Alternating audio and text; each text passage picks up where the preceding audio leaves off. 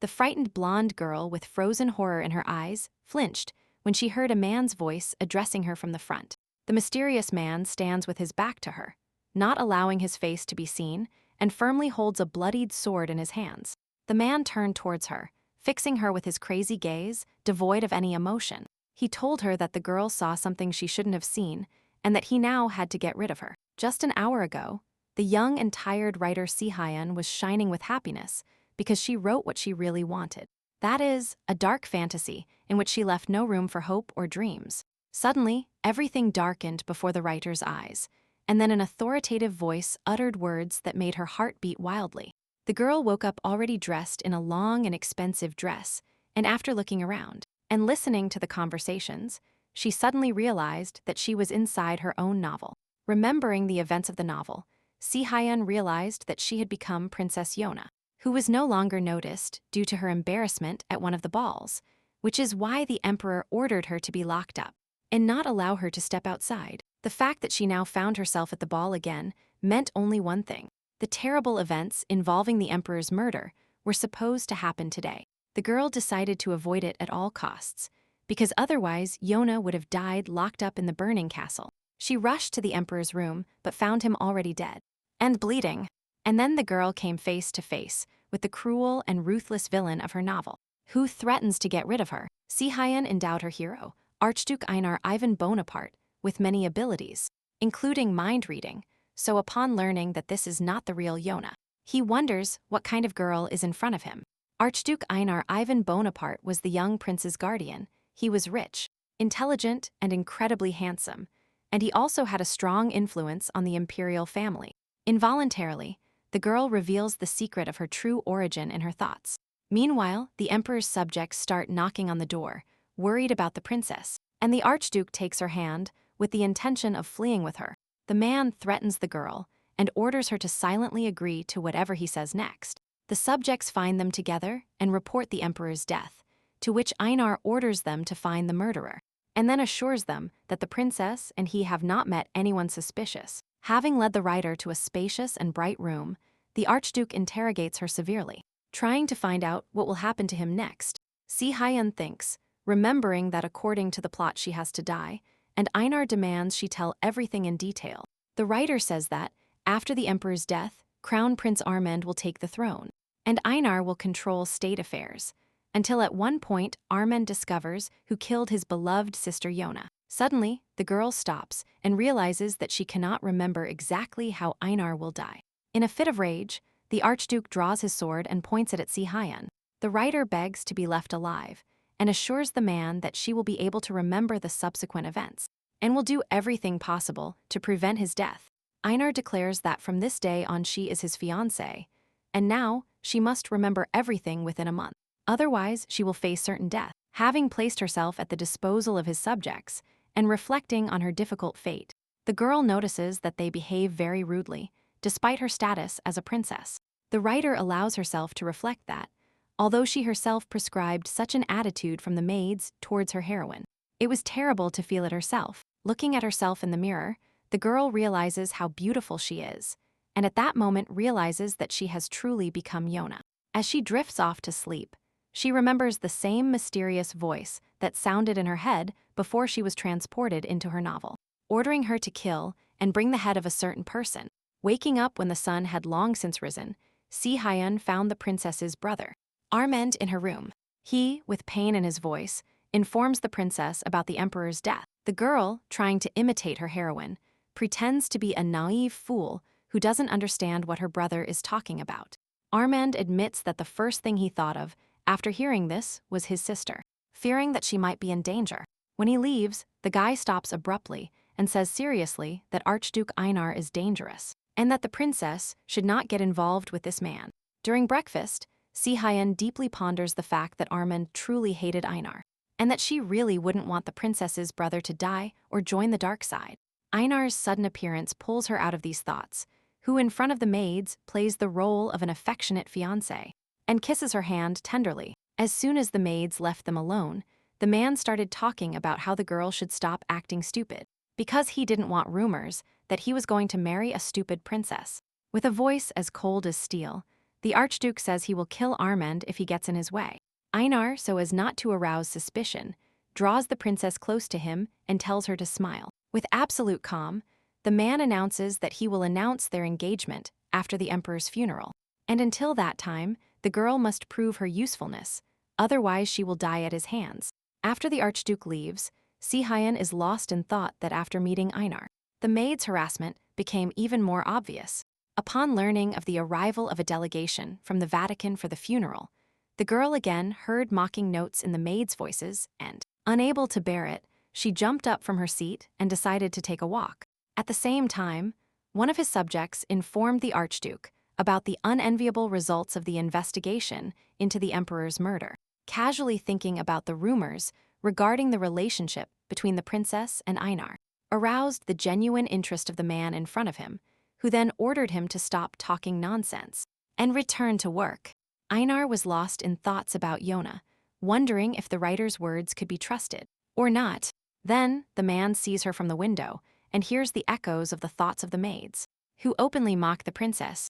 Meanwhile, the writer goes out to the almost transparent lake, enjoying how the serene surface gives her the long-desired feeling of freedom. One of the maids puts her foot in front of the girl, making her fall directly into the water. Si-hyun, not perplexed, grabs one of them by the ankle with her hand and pulls her to the ground.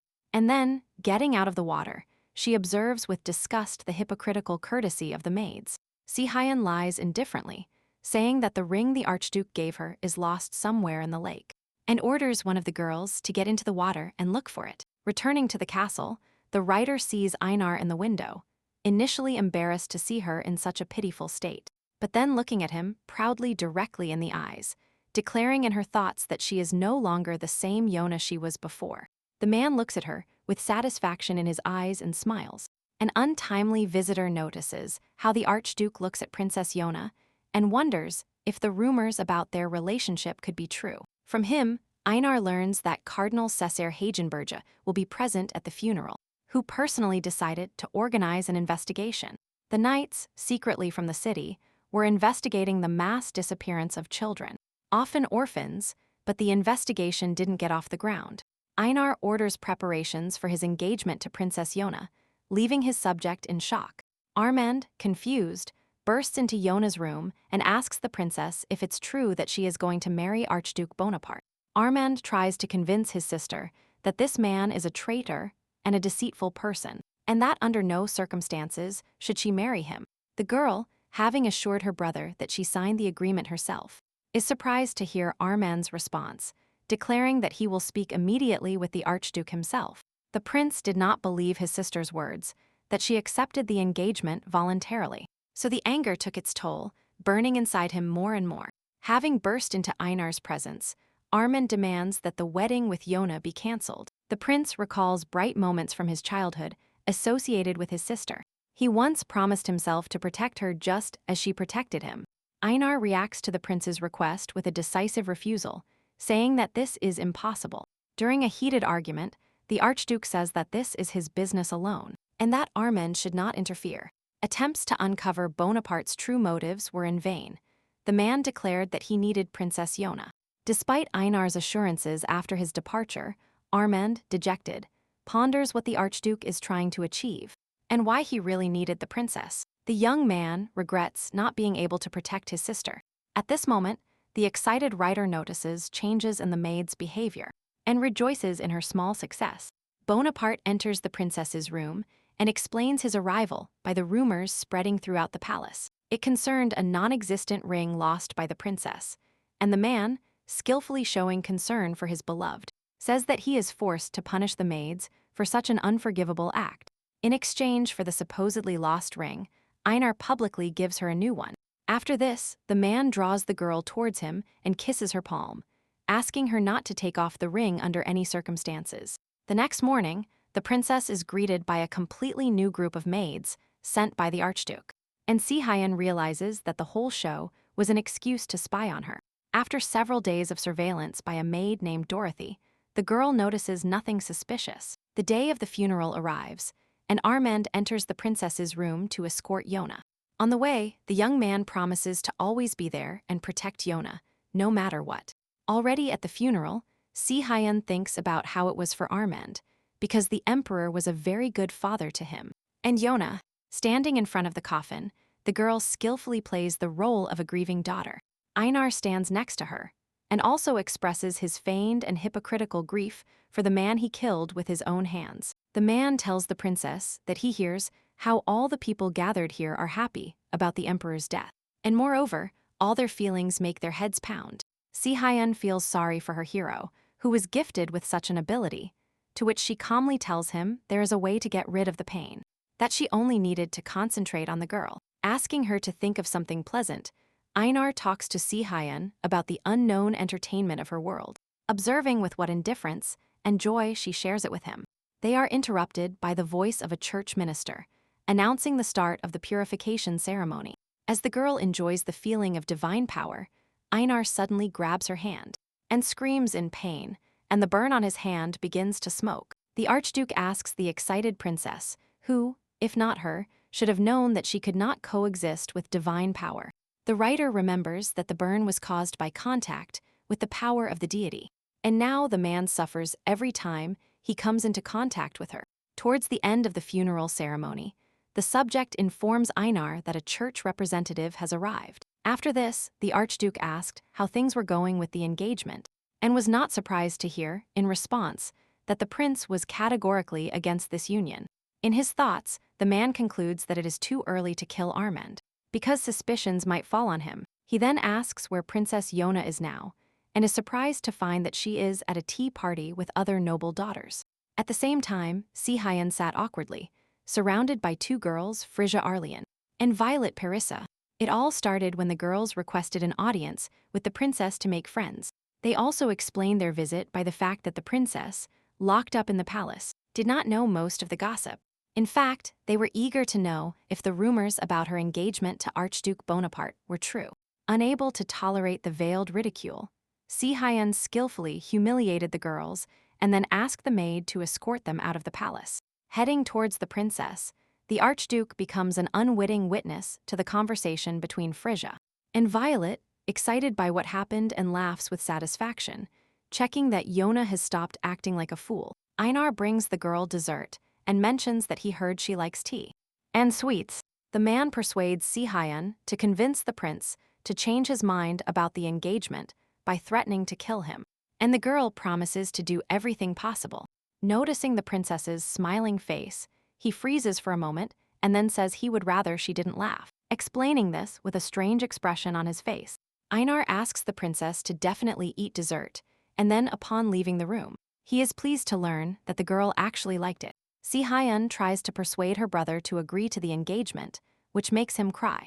Armand refuses to give his consent to the girl, but she doesn't stop trying. The princess skillfully pressures the prince, telling him that his position in society will be strengthened thanks to this engagement. Finally, the young man gives his consent on the condition that the sister is obliged to notify him if anything happens. The next day, there was a party for the church messenger, and Si-hyun reflected that the only advantage of knowing the plot had escaped her. Einar came to pick up the girl to escort her. The man reports about his upcoming headache. The writer remembers how she created this hero herself, turning her life into hell, which Einar is enraged by. The Archduke approaches her predatorily, wondering if he will disappear with her if he kills her. Then he tells the girl that he hates her so much he wants to kill her on the spot. Slamming the door, the man leaves the room, leaving the princess alone with the sadness of his words. Si-hyun decides to devise a plan to survive in this world at all costs, because she was its creator and God. At the party, the writer still couldn't calm down after Einar's words, and tried to regain her composure. Armand greeted the church representatives, and, making his way through the crowd with difficulty, announced the engagement of Yona and Einar. The guests gathered in the hall whispered in bewilderment, so the girl starts to feel uncomfortable seeing their gazes fixed on her figure when the Archduke kneels in front of her and publicly kisses her hand. In a low voice, so that no one hears, Einar says that from now on the girl is his, and then calls her by her real name, which she had not previously revealed to him. Citing the fact that she is unwell, Si-hyun breaks free from the man's strong grip, leaving him in splendid isolation.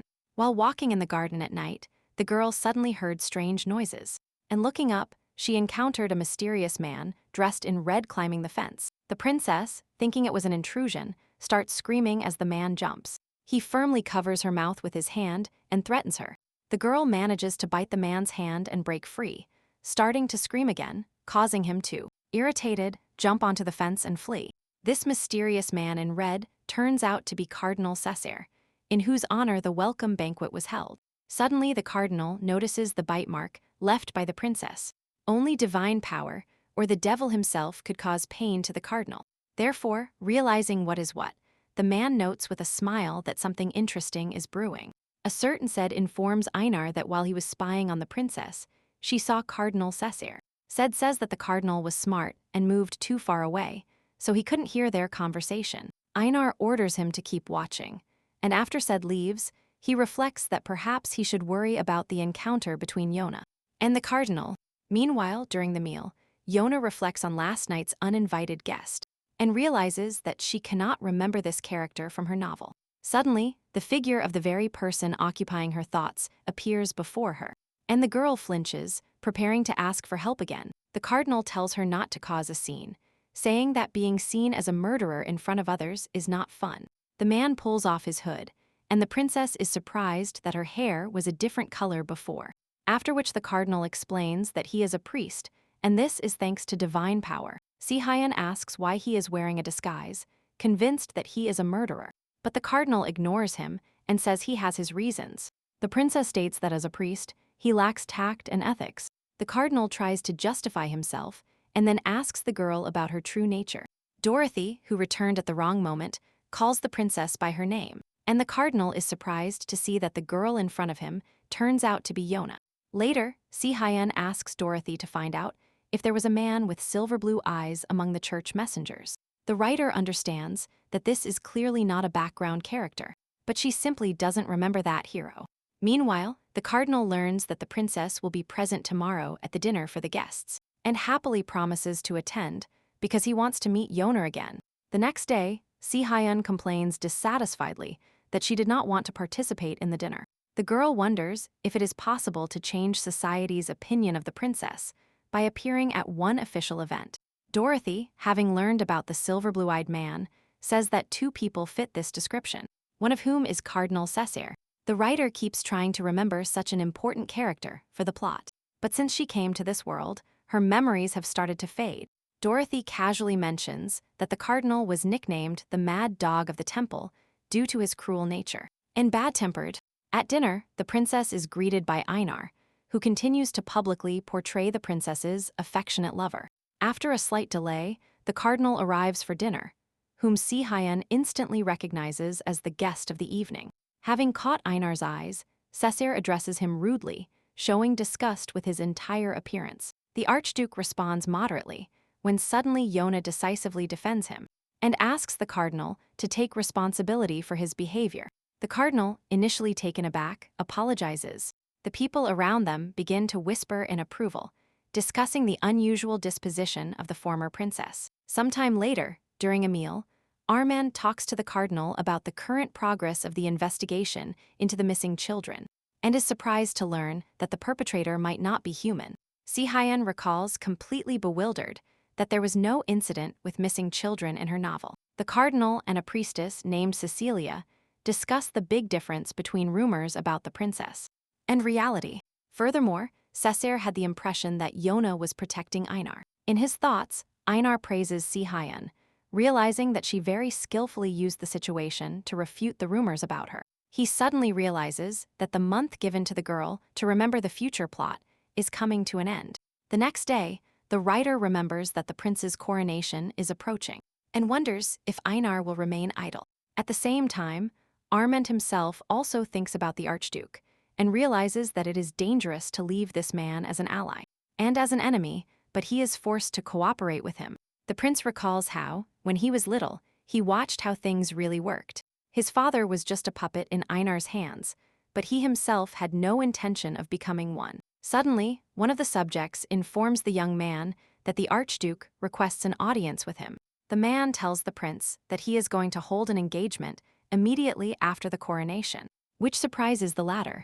Einar severely says that he needs the young man's help to make his beloved happy, and hands him the document. During a dinner with his sister, Armand, lost in thought, attracts Yona's attention, who is worried about him.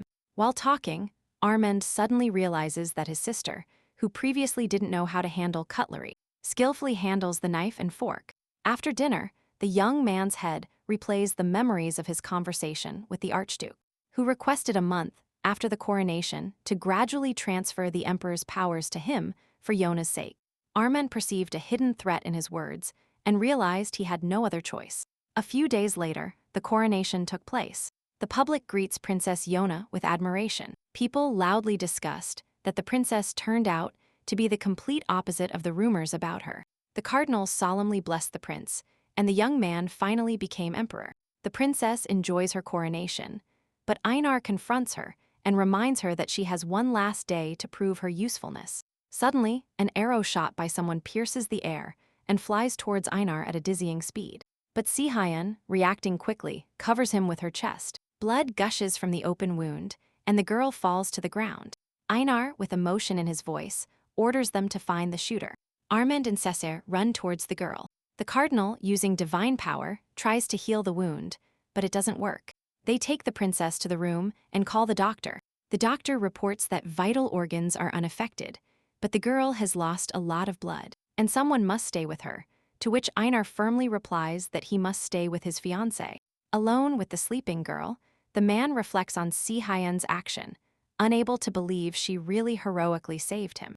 Later, a subordinate finds Einar and shouts that the shooter has been apprehended. The shooter had 2 accomplices who later committed suicide.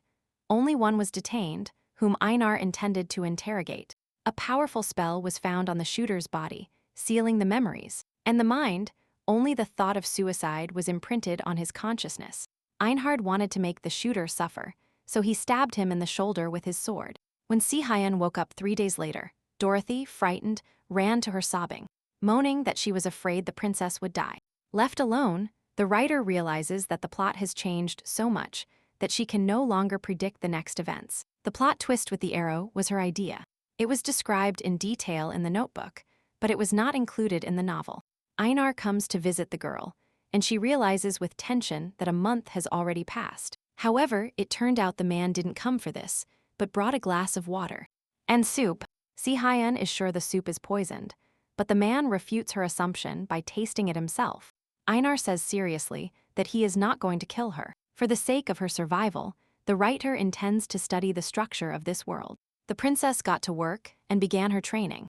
The princess is surprised when Cardinal Cesare comes to teach theology. Cesare shares with the girl that he agreed to teach her, not only by direct order from the church, but also because he was curious about the princess, who was different from the rumors. Speaking of divine power, the cardinal offers to check if the girl has active power, to which she obediently agrees. Si-hyun drowns in a pleasant sensation of warmth and light. Suddenly, Cesare withdraws his hand in shock and informs the princess that her body contains a huge amount of active energy. The man says it's the first time he has felt such power, and that it is more than that of the strongest representatives of the church. Cesare finishes the lesson and finally says that he will try to find out more about the active force. And the girl realizes that if this information gets out of the country, she will be in danger. Meanwhile, Cesare, putting all the facts together in his mind, realizes that the princess is not a common person and current at all. In her room, the princess runs into Einar, who hasn't visited her for a long time due to accumulated business, and tells her that apparently his fiancée missed him very much, which greatly embarrasses the girl. Immediately becoming serious, the man asks Yona why she protected him from the arrow. Si-hyun, confused, replies that there is no need for a reason to save someone in danger. Einar takes a medicine bottle out of his pocket and gives it to the girl, telling her to apply it to the wound. As he leaves, Einar advises her to quit her theology classes and explains that he is a terrible teacher.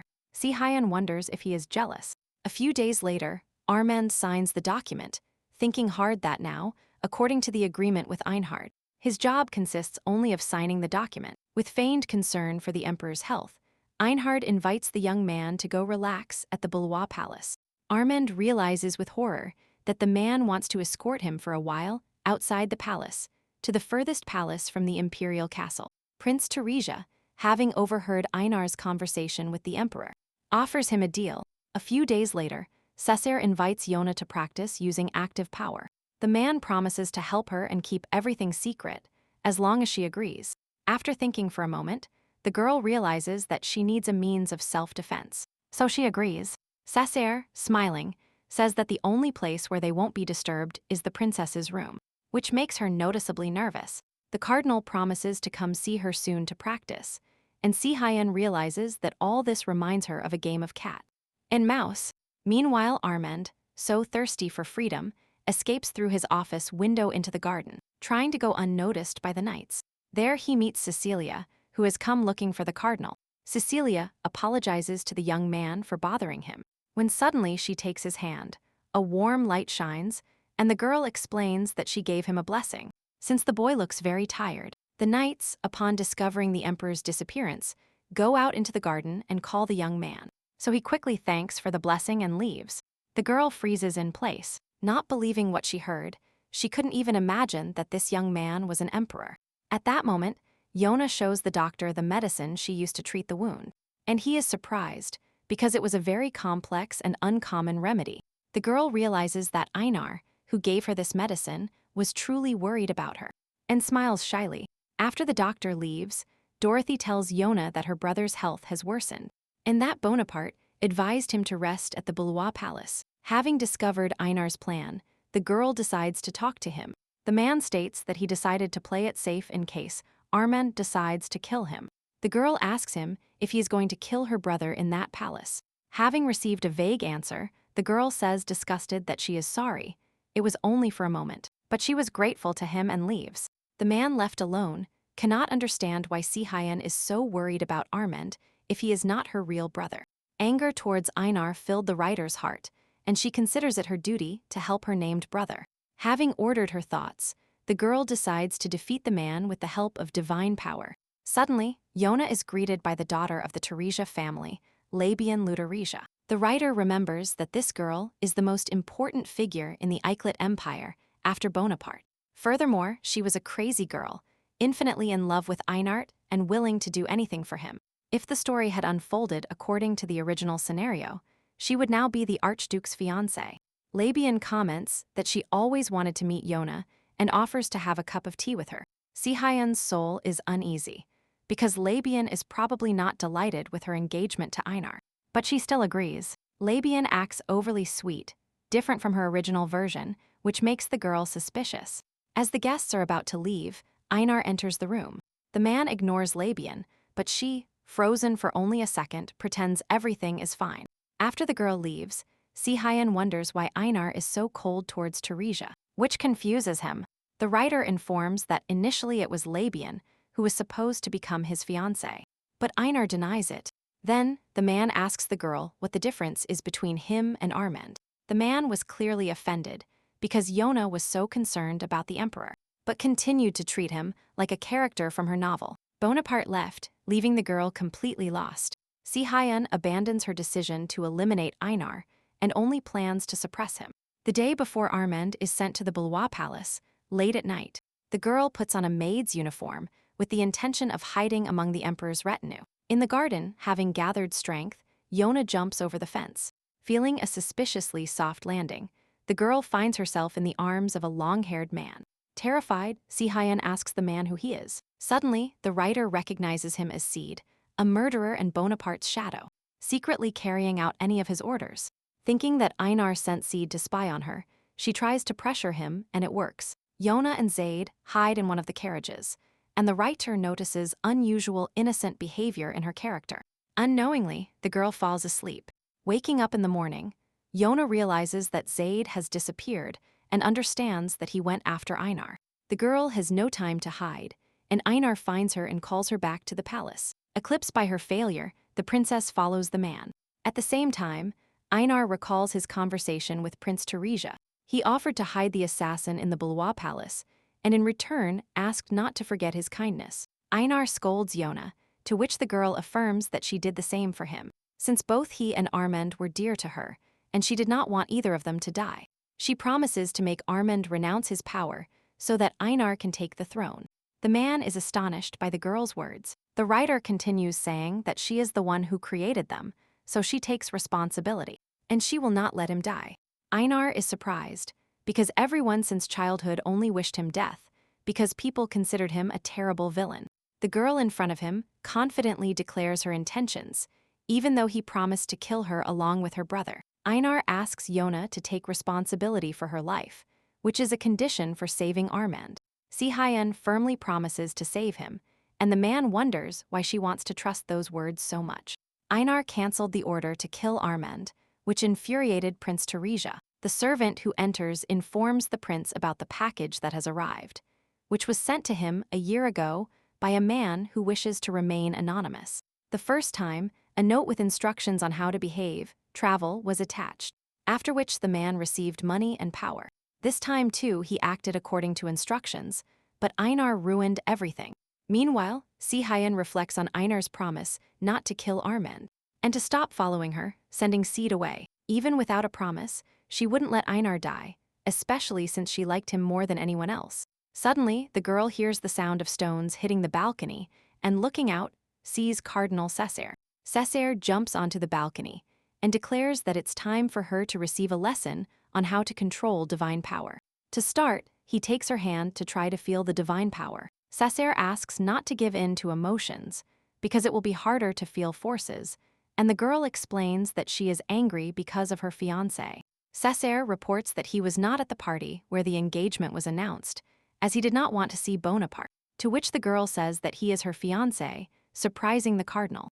Cessair angrily declares that she must not maintain communication with this man. Remembering that Einar spent his childhood in the temple, he asks the man why he hates him so much. Cessair shares that Einar killed his friend. After thinking for a couple of moments, Yona replies with a smile that in this case, the man had a good reason to hate Bonaparte. The cardinal, realizing that the princess knows Einar's duplicity, suggests that she herself dislikes the fact of the engagement. Furthermore, Cessair supposes that the girl is suffering from Bonaparte's threats, to which he tries to justify himself. Quickly changing the topic, Yona suggests continuing the lesson.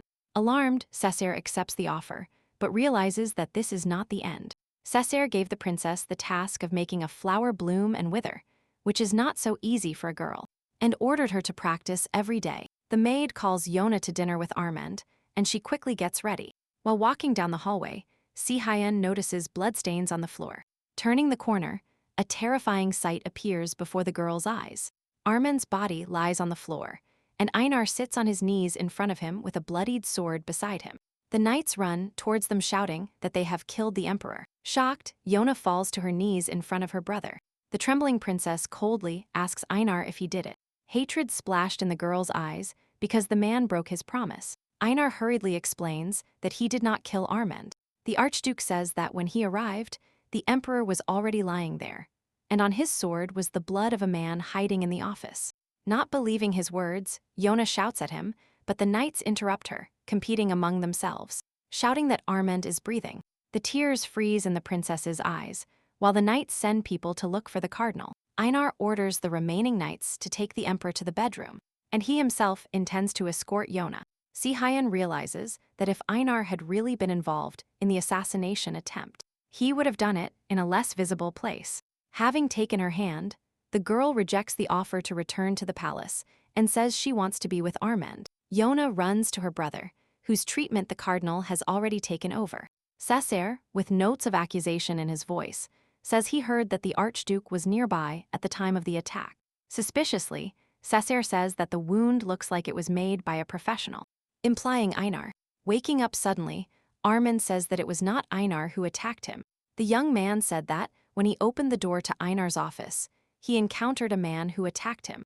The man's eyes were lifeless, as if someone was controlling him like a puppet. Deciding to check something, Einar leaves. Yona is ashamed for doubting the man.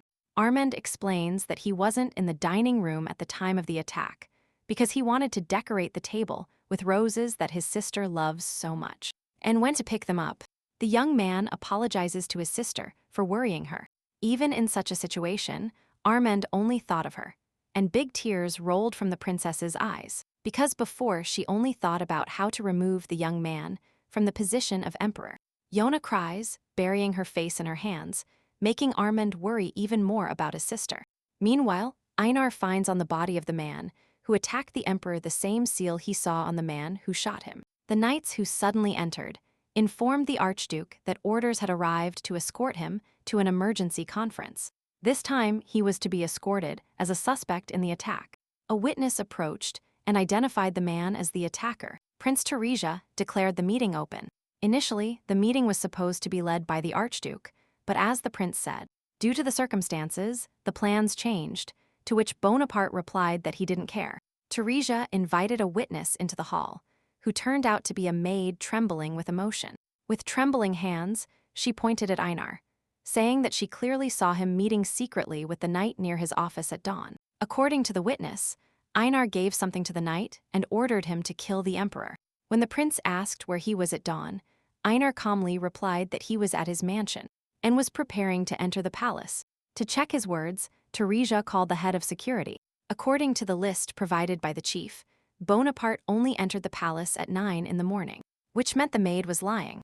Einar listened indifferently to the people's whispers, realizing how absurd this whole meeting was. Moreover, he noticed that he could not read the maid's thoughts. Definitely, the same seal spell hung on her, but it did not touch her consciousness. Observing how the mysterious puppeteer acted, Einar decided that he specifically wanted to be discovered, as if leaving messages that he was watching him. Finally speaking, Einar points out that there were guards outside his office all night. Moreover, according to the emperor who regained consciousness, the attacker disappeared inside the office, which means he was waiting for Einar. Bonaparte coldly said that he would have acted differently if it had been his doing, which caused the people to fall silent in shock. Prince Teresia concludes that, given the circumstances, it is unreasonable to suspect the archduke, and orders the lying maid to be taken away. She tries to break free, fighting for her words about Bonaparte's guilt. As soon as she was let out, the knights accompanying the girl suddenly rushed in, shouting that the maid had died after vomiting blood. Once the meeting was over, Einar orders Sado to find out about this maid. Reflecting on all the strange incidents, Einar concludes that Teresia was not involved in this, because nothing in his thoughts indicated such a thing. A week later, Yona woke up and lay in bed, thinking about how tired she was from training to control divine power. Furthermore, she hadn't seen Einar recently due to his tight schedule. Sensing the strong smell of flowers, she turns her head and is surprised to notice that the entire room is filled with vases of lush rose bouquets. Dorothy, who entered with a cheerful smile, reports that all these flowers were sent by Einar, which surprises the princess even more. Dorothy comments that noble people always give gifts before an engagement, and there were also bouquets from other aristocrats who wanted to congratulate her. Confused, Si-hyun asks if all these gifts are due to the engagement. Dorothy says that Bonaparte announced a day ago that the engagement would take place in half a month. While training, the girl realizes that she can now kill plants, but she cannot revive them. She wonders if she should use the power in some other way, or if she is missing something to restore it. A maid pulls her out of her thoughts and tells her that the archduke has arrived. Einar enters and informs her about the engagement, which was supposed to take place the day after the ball honoring the emperor's birthday. After interrupting him, the girl indignantly asks why she found out about the engagement through other people. Einar ignores her and changes the subject to attack the emperor. The girl replies that this definitely didn't happen in her novel. The writer thinks deeply, trying to remember if there could be someone who could benefit from the emperor's death. Einar asks her to inform him if she has any ideas. After stopping the man as he leaves, Si-hyun apologizes guiltily for suspecting him of the attack. Upon leaving the room, Einar reflects that, although briefly, he did not hear Yona's thoughts when she was searching her head for the answer to her question. Anticipating a meeting with Cessair, Si-hyun tried to make the flower bloom, but nothing worked. Suddenly, the balcony door opened, and the cardinal entered, covering his stomach wound with his bloody hand. Cessair, choked, asks the princess for help and says someone entered the room and attacked him. The man says he spent all his strength fighting that man and cannot heal himself, asking the princess to do it. The frightened girl orders her thoughts and, putting in all her efforts, begins the treatment. Due to panic, the princess manages to subdue the divine power and prematurely rejoices. But suddenly, she notices that the bleeding doesn't stop. Cessair reveals all his cards, revealing a bag of fake blood. The man explains to the confused princess that he thought she was having recovery problems, so he decided to use shock therapy, which worked successfully. The angry girl with tears in her eyes says she won't let it go if he does this again. The cardinal apologizes guiltily and changes the subject. Suddenly, everything goes black before the princess's eyes, and she faints. Cessair lifts her up and notices that the divine power is no longer circulating. Upon seeing the stains on her face, he realizes it's poisoning from interaction with poisonous flowers. Turning around, he discovers among the numerous bouquets a flower whose pollen contains a paralyzing poison. The cardinal realized that the weakened girl's divine power could not protect her, and if he hadn't been nearby, she might have died. The man takes Yona out to the balcony to prevent the poison from spreading. Upon waking, the girl meets the concerned gaze of the cardinal. Cessair explains the reason for what happened. The man supposes someone attempted to take her life. The frightened girl thinks about who might want her dead and realizes it definitely wasn't Einar. Meanwhile, Laban goes to her father and tells him she is saddened by the news about Einar's impending engagement. And Yona, she admits she is thinking more and more about creepy things and wants the princess to disappear. The prince declares he will do everything possible to make her dream come true. The girl says she would still like to be friends with the princess and even sent her a gift, but she didn't seem to like it. Here they are interrupted by a servant, and Prince Teresia comes out and asks if the maid has been dealt with. He replies respectfully that he dealt with her and no one would know anything. The next package, which arrived to the prince immediately after the meeting, said that the man should hide the body of the maid, who committed suicide, and dispose of it secretly. Teresia is confident that if all instructions are followed, his family will prosper for centuries. Seed, who conducted an investigation into the maid, informs Einar that the maid started working in the palace recently, but there is no information on how she got there. Moreover, the other maids only knew her name. At that moment, Yona discovers more gifts from Einar in her room, namely jewelry. The princess is arguing loudly that the man should stop sending gifts when Einar himself enters the room. The man explains with slight reproach that everyone gives gifts before an engagement. The princess must accept the jewelry and wear it during the ceremony. The girl wonders why the archduke is trying to make this event so grand, since this is a contractual engagement. After these words, Einar, suddenly more serious, asks her what she thinks of him. Yona, confused, says that at first she perceived him only as a character from her novel. But now, confusing this world with another reality, she began to treat him differently. With a bright smile on her face, the girl says that now Einhard is a person she can trust. Then Einar leaves, leaving the girl embarrassed, wondering if she answered too frankly. At the same time, Bonaparte realized that if before he had left Yona alive out of mere curiosity, now he did not understand the reason. He orders Sade to stop following the princess. 3 days later, Armen's birthday arrives. Yona and Einar attended the ceremony together, bowed respectfully, and congratulated the emperor. The princess hands him a dagger so that, if something happens, her brother can defend himself. Happy Armand thanks his sister. After a while, Yona, exhausted, goes out to get some fresh air. There, she is suddenly greeted by a young man who introduces himself as a high-ranking priest. Yudo claims that he really wanted to meet her and asks what she thinks about the acquired divine power, leaving the girl in shock. Then, with a malicious smile, he wonders what will happen if someone reads her thoughts. Cardinal Cessair comes to rescue her, surprised to see them both together. Yudo quickly comes up with an excuse, saying he only wanted to greet the princess. When the young man leaves, Cessair asks what they were talking about, but Si-Hyun lies, saying it was nothing. Noticing that the princess is cold, the cardinal puts his cloak on her. Suddenly, the cardinal wonders why he is so worried about Yona. Cessair leaves hastily, leaving the girl incredulously looking after him. The next day, the engagement took place. Unexpectedly for the princess, Einar kisses her. The man calls her by her real name and tells her in a low voice that now she won't be able to go anywhere. At the banquet, Si-Hyun, who had not yet recovered from everything that had happened, was in complete stupor. She still couldn't get that kiss out of her head. Labian brought her out of her thoughts and wondered why the princess was not enjoying the banquet. She spoke wonders about how beautiful the princess looked today and that she and Einar seemed very happy. However, according to her, the emperor looked sad, so Si-Hyun decides to find him. Going out into the garden, Yona spots the familiar blonde hair of her brother. She was about to utter the name Armand when the young man turned around, and the girl, to her surprise, recognized the boy as Yudo. The frightened girl was about to leave when Yudo stopped her, telling her he was waiting for her. Turning around, Yona is horrified to see a huge scarlet portal behind him.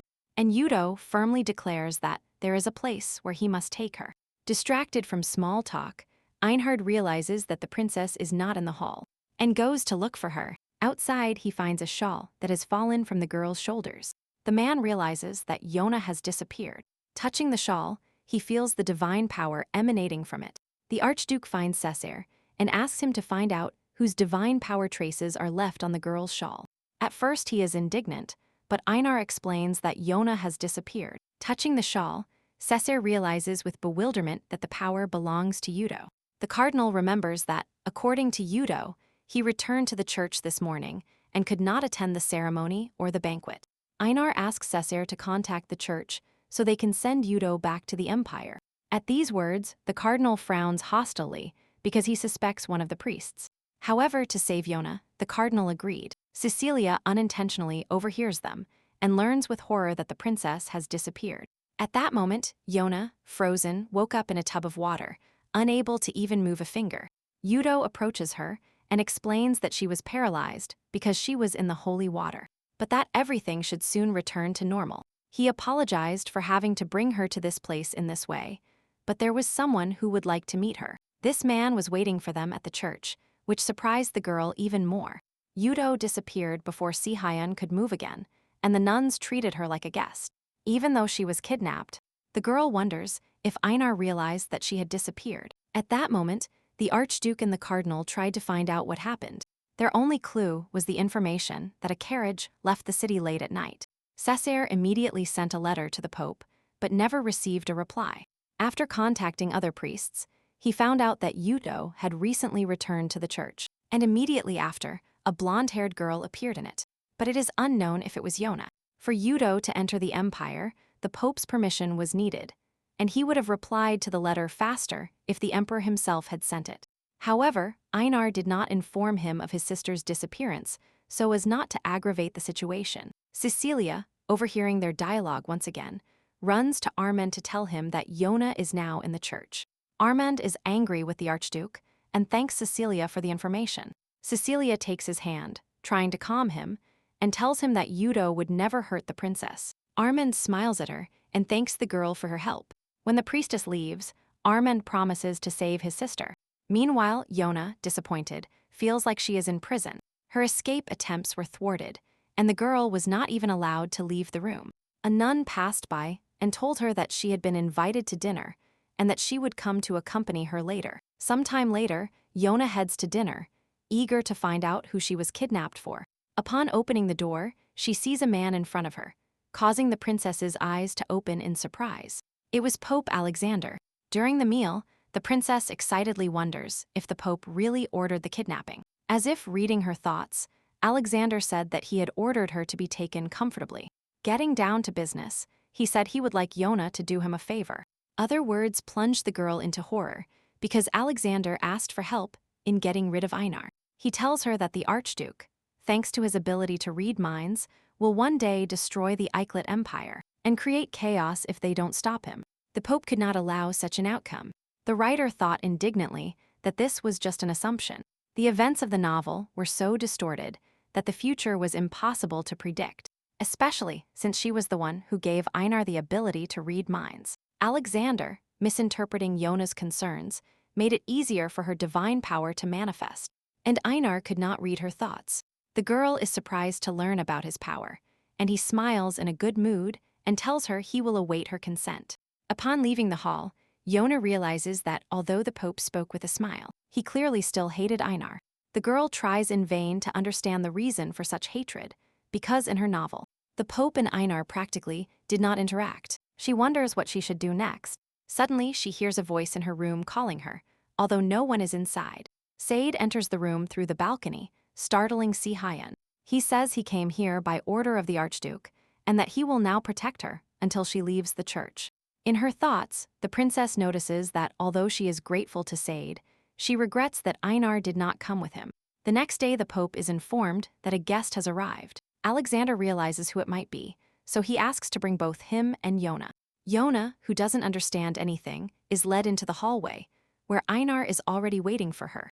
The girl notices the Archduke, and although she didn't think he would personally come to fetch her, her soul becomes lighter. Alexander bids farewell and says he hopes to meet Yona again, hinting that he is waiting for her answer.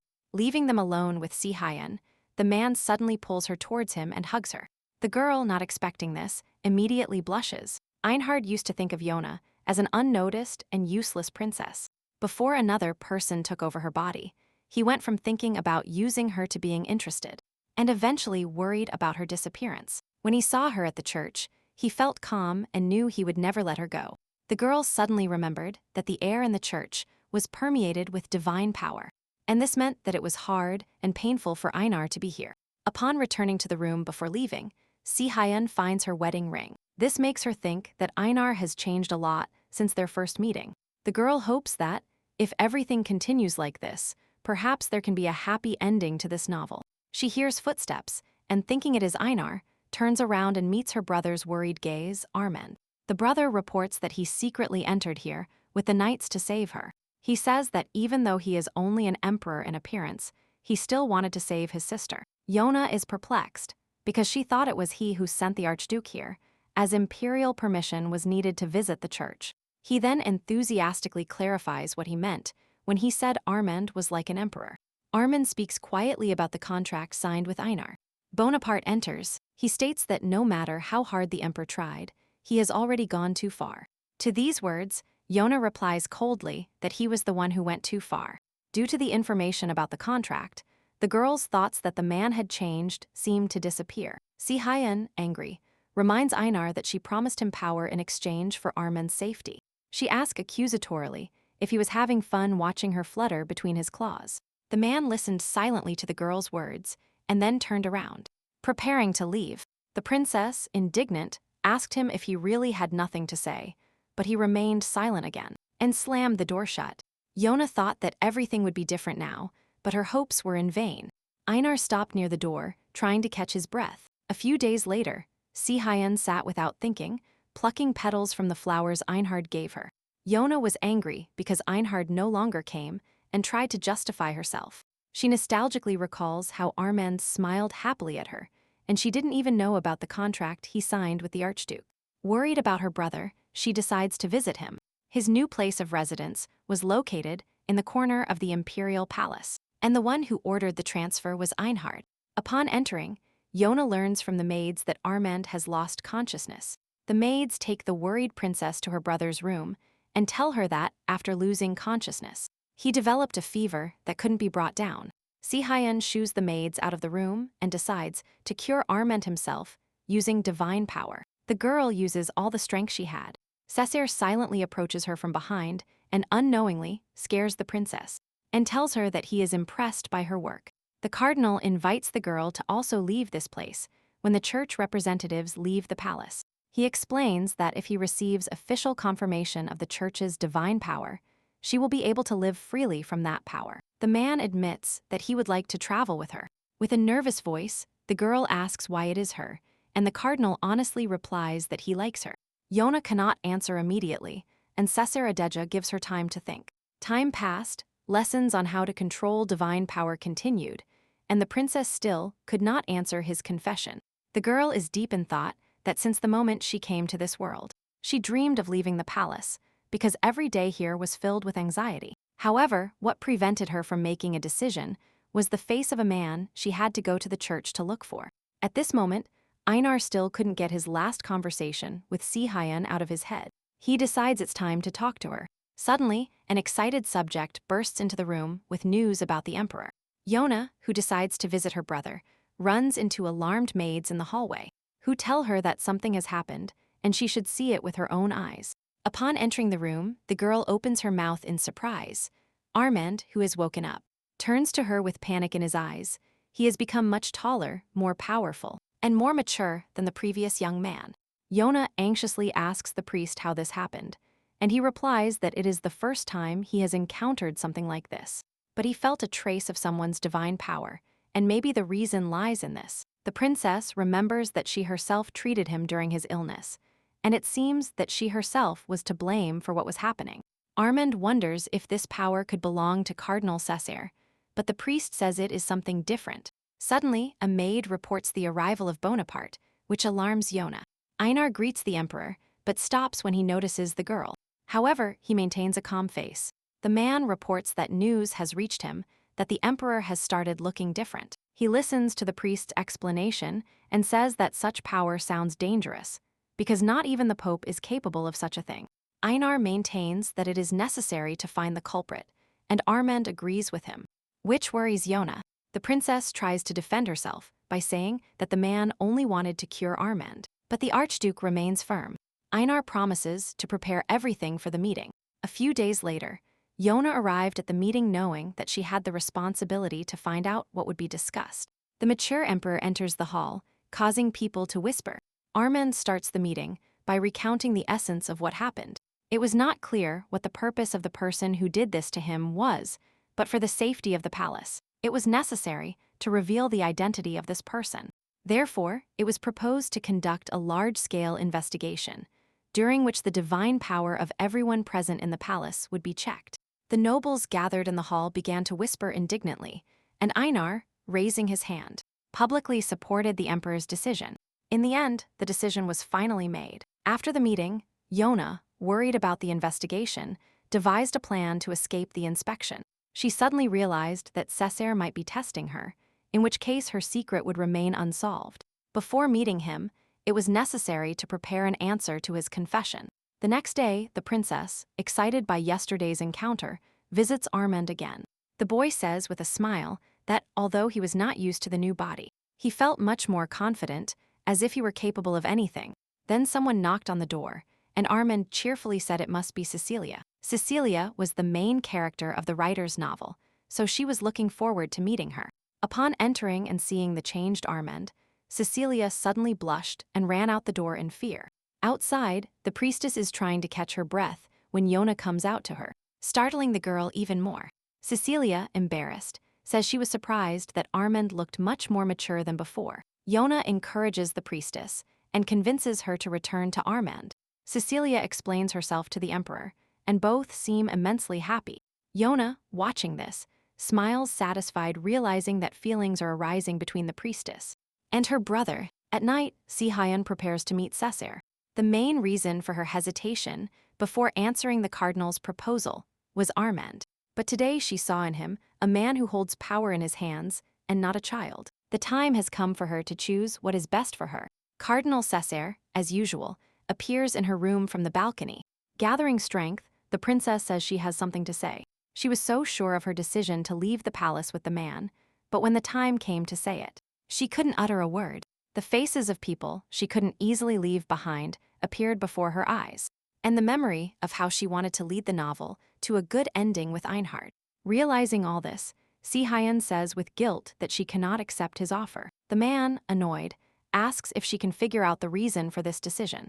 Yona honestly admits that she simply cannot forget the man who was looking for her to save her. The cardinal accepts her decision and says there will be no more lessons on how to control divine power, because they ended a long time ago, and he was just looking for an excuse to meet her. He says with disappointment that they no longer have a reason to see each other and bids her farewell. Their paths truly never crossed again, as if the cardinal was deliberately avoiding the girl.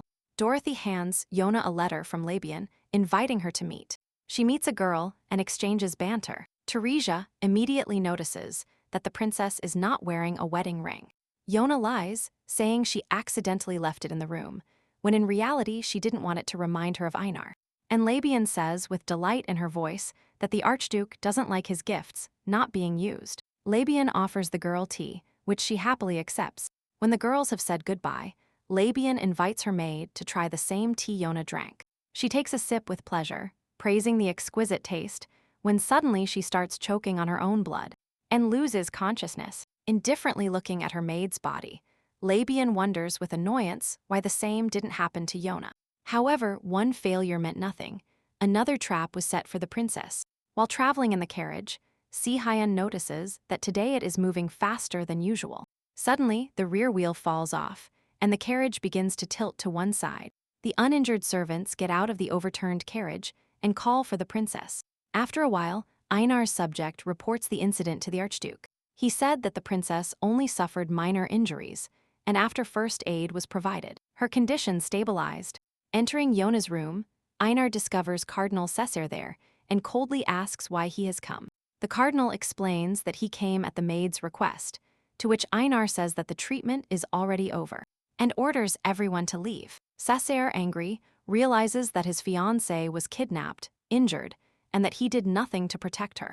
Non-stop, the cardinal keeps ranting about how Einar is ruining everything. To the cardinal's surprise, Einar begins to calmly explain what he knows about Yona's divine power and her lessons. Cesar shouts indignantly that he was spying on his own fiancée. Yona wakes up from the loud voices. The men do not notice this, and Cesar says that probably the Archduke also knows that the princess rejected him because she liked Bonaparte more. Cesar advises taking care of the girl and not leaving her. The cardinal leaves, closing the door, and Einar looks towards the girl, who immediately pretends to be asleep. Suddenly, one of the subjects knocks on the door, asking the Archduke for time. And he goes out. The princess instantly jumps up, feeling her cheeks burn. She hesitates and wonders how she can look Einar in the eye now. Meanwhile, Labian walked nervously around the room, wondering why the princess survived the second time.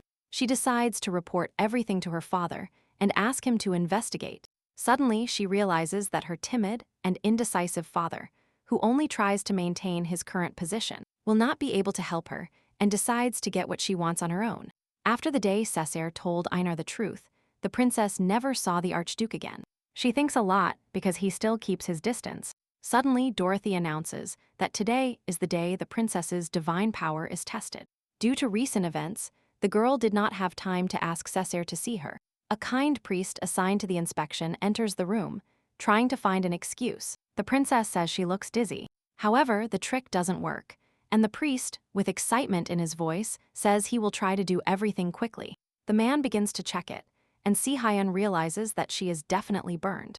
Meanwhile, Sed informs Einar that the incident with the carriage only looks like an accident at first glance. During the inspection, an artificially damaged part was discovered. Sade mentions that nothing suspicious was noticed in the Teresia family.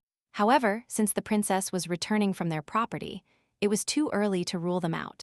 Einar orders an investigation into Teresia. Left alone, the Archduke recalls the cardinal's words that he brings nothing but trouble to everyone, and mentally agrees with this statement. However, he hoped that this would not affect Yona at least. Suddenly, a subject bursts into the office, shouting that a problem has occurred. While testing the divine power, screams were heard outside, and Dorothy decided to go out onto the balcony and check it because what he saw froze him. A strange black mist floated in the air and spread in tar-like drops along the railings. The priest, eyes wide with horror, utters a single word: devil. Yona fearfully recalls the legend of how in ancient times the devil appeared and devoured all things. And when he was about to destroy the last island of life, a bright light burst from the depths of the earth and drove the demon away. And he, the light, became a man who gave birth to the imperial family. Suddenly, a huge yellow eye opened in the mist, looking directly into the soul. Dorothy, who had fallen into a stupor, could not move. Yona runs to her and covers her with her body. She uses divine power to make the demon leave. It is injured, but does not completely dissipate. The people gathered below competed among themselves to talk about the wounded demon. He turned his gaze away from them, and Yona realized that he wanted to devour them and become stronger. Suddenly, everything is illuminated by a bright light. It was Cardinal Cesar's divine power that managed to finish off the demon. Yona falls to her knees exhausted, unable to process what happened. Later, Einar asks the girl about what happened, and she replies that there was none of that in her novel. In her thoughts, the princess exhales relieved that because of the chaos that occurred, the check was overlooked. Cesar masterfully misled the priest and Dorothy, saying that he used divine power remotely. So it was he who injured the demon. He also said that he would examine her personally, so there should be no problems. The girl awkwardly thanked him for his help. Cesar left hastily, and Yona thought that there was no need for him to avoid her so diligently. Einar pulls her out of her memories and asks if there was anything remarkable about the devil's behavior. The girl says that the devil did not appear in the novel, although she was writing ideas about him. She hesitantly continued, saying that due to his behavior, she had the idea that someone was controlling him. Having finished the interrogation, Einar is about to leave when he stops and notices that since returning from the church, he has not been able to read her thoughts. Visibly nervous, the girl excuses herself, saying that it might be due to the strange water they kept her in. Yona realizes that perhaps the man is guessing something. Taking these thoughts out of her mind, the princess remembers the first time she used divine power to attack, and how difficult it was to control it. She suddenly wonders if she will be able to continue hiding this power. The church envoys, who examined the scene of the incident, enter Cesar's office. There, in addition to the cardinal's own power, they discovered another one, purer than any other in the church. They ask who used divine power besides him. The cardinal replies that he has no idea who else could have attacked the devil, and the messengers promise to report the incident to the church themselves. Cesar masterfully pretends not to care and tells them to do whatever they want. When the envoys left, the cardinal asks Cecilia to send a letter to the church and tells her that now is the time for them to return there themselves. Dorothy informs Yona about the imminent departure of the church representatives and the upcoming farewell banquet. The princess reproachfully points out that they decided to take a vacation immediately after the appearance of the devil. The girl understands that the farewell banquet is the last chance to talk to the cardinal. But before that, at the banquet, she had to dance with Einar, although she didn't really feel like seeing him. She wished this would end quickly so she could find Cesar. Suddenly, Einar smiles and softly says that he always thought she didn't want to hear other people's thoughts, but now he wished for it with all his might. She wonders what she is thinking so much about that she cannot concentrate on dancing with him. Spotting the cardinal on the balcony out of the corner of her eye, Yona quickly makes up an excuse and ends the dance. Cesar drank wine alone, looking into the distance, but his calm was destined to be disturbed. Breathless, Yona ran to the balcony asking to talk. The girl asks him if he is avoiding her because she rejected him. She admits she would like to remain friends with him. Clenching her fingers tightly on her glass, the man moderately replies that they had different meanings in this relationship. Therefore, he decided not to remain on the princess's side. He says he cannot remain friends with her because then thoughts about her will not leave him. Yona did not want to lose her friendship with him because Cesar was one of the people she loved most. And yet, she will have to let him go and leave, so she thanks the cardinal for everything he has done for her and wishes him happiness, to which the man replies in the same way. Suddenly, screams are heard from the hall that the devil has appeared again. Cesar asked the girl to stay in a safe place and ran inside. Suddenly, the princess hears a familiar voice behind her and turns around to see Yudo. He reveals that he has arrived at the Pope's request and happily asks what her answer is to Alexander's request. Meanwhile, the hall descends into chaos. The frightened people scream in horror. Einhard orders the knights to gather the priests in the ballroom and then looks for Yona. Remaining on the balcony, the girl replies to Yudo that she is not ready to give an answer, to which the young man sinisterly warns that Alexander cannot wait long and evaporates. Si-hun was about to rush in when she suddenly heard screams in the street, and looking out from the balcony, she noticed that the devil was in the garden. Moreover, there were many bloody clouds, and they were simply gigantic. The girl realized that now was not the time to think about exposing herself. She had to act. She gave it her all, directing her power towards the demons, and these began to dissolve in the air in a scatter of sparks. The saved were sure that it was God himself who descended from heaven to help them. Despite the joy of victory, the girl spent too much energy and could barely move. Staggering, she falls directly into the arms of Einar, who arrives in time. The last thing she manages to see is the man's worried face, after which she loses consciousness. After a while, Einar asks the doctor about Yona's condition, and he replies that she is simply exhausted from the excitement of encountering the devil. Einar orders the maids to be called and explains that he himself will take care of the princess. Left alone with Yona, he suddenly realizes that he can hear her thoughts again, and thus he learns about the Pope's request. The girl realized a long time ago that for some reason the Pope could not fulfill his request by himself, which means that if she hid where they wouldn't find her, she could protect Einar. When Yona woke up, the first thing she saw was Einar entering the room with a glass of water and breakfast. Lost in memories, the girl confesses to the man that she used divine power against the demons and spent too much, so she lost consciousness. Einar replies that he didn't know her power was that great. Si-hun apologizes for not telling him sooner, to which Einar suddenly says that he used to hide a lot from her, but that now everything has changed. Then he abruptly asks her if she is hiding something from him. Yona recalls Alexander's request, but with a nervous smile gives a negative answer.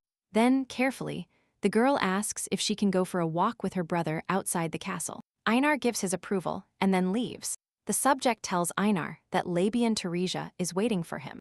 The Archduke remembers how he once took advantage of Labian's favor and then tried to keep his distance due to her excessive obsession.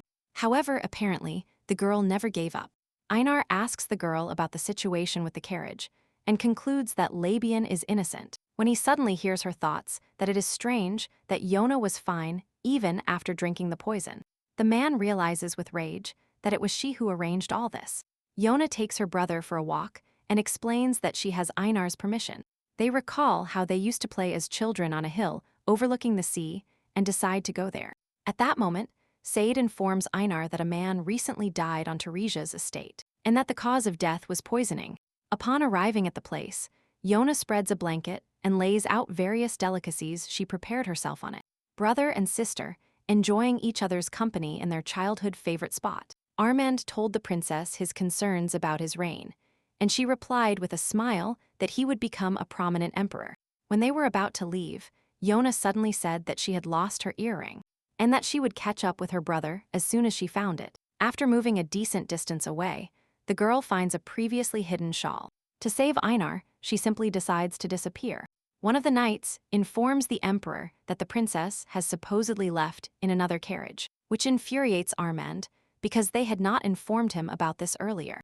Meanwhile, a familiar silhouette appears in front of the girl's carriage, causing the princess's eyes to widen in shock.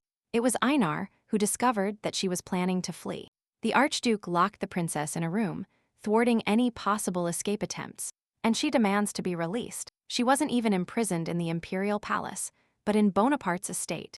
Einar, who arrived at the door, explained that when she used up all the supply of divine power, the block became unstable, and he heard her thoughts. He knew the reasons why the girl decided to flee, but he could not let her go.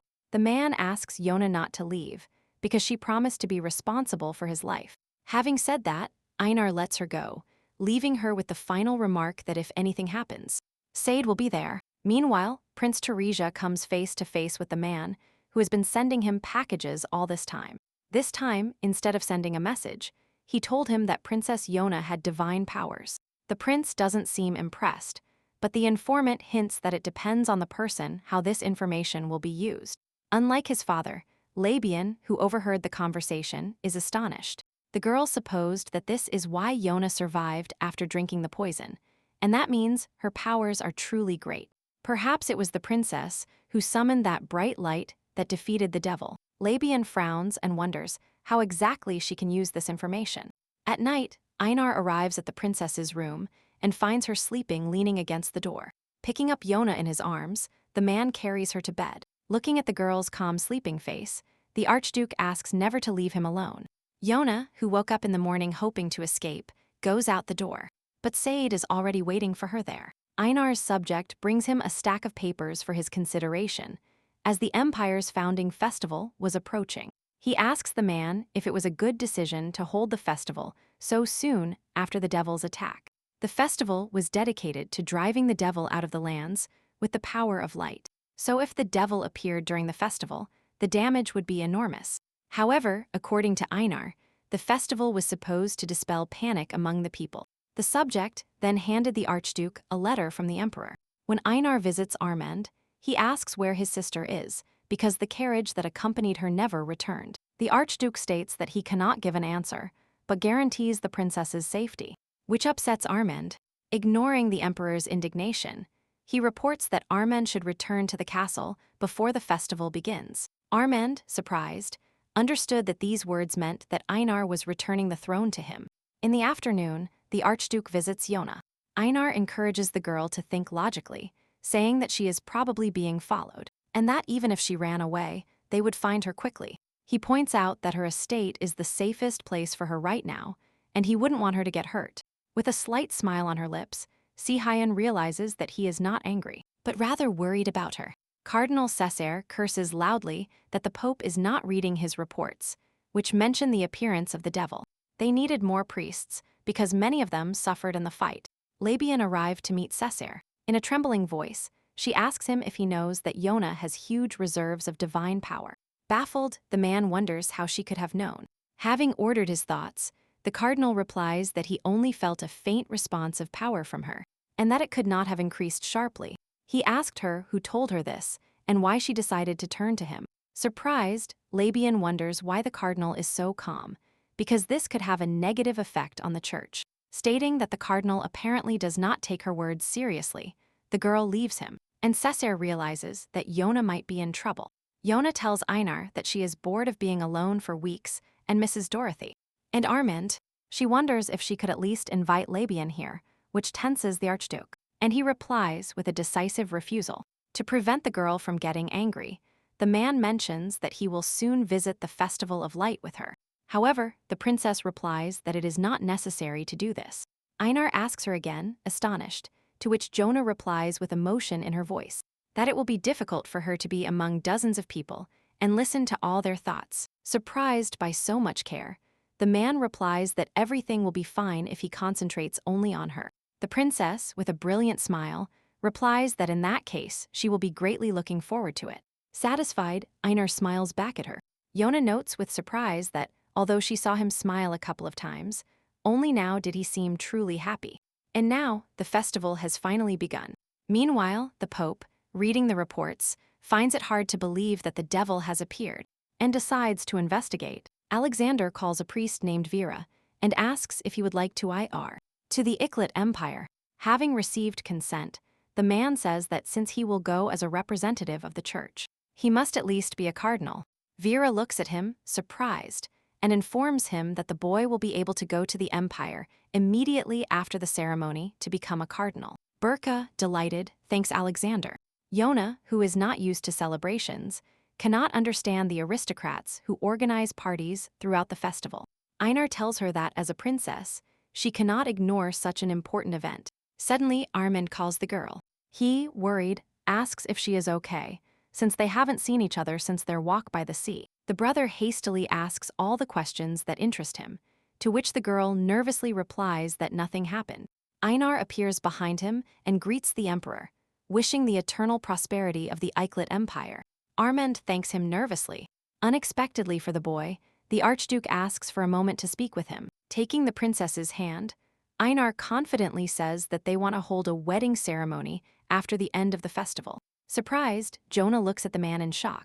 Einar, ignoring the surprised faces of Armand and the princess, continues saying that Her Highness often gets into trouble, and that after the wedding, he will be able to protect her completely. Perplexed that the Archduke spoke so harshly about the ceremony, Armand reflects that he actually seems to love Jonah. The emperor realizes that he cannot refuse him in such an atmosphere, so he decides to buy time, and says that he will discuss the details with him once the festival is over.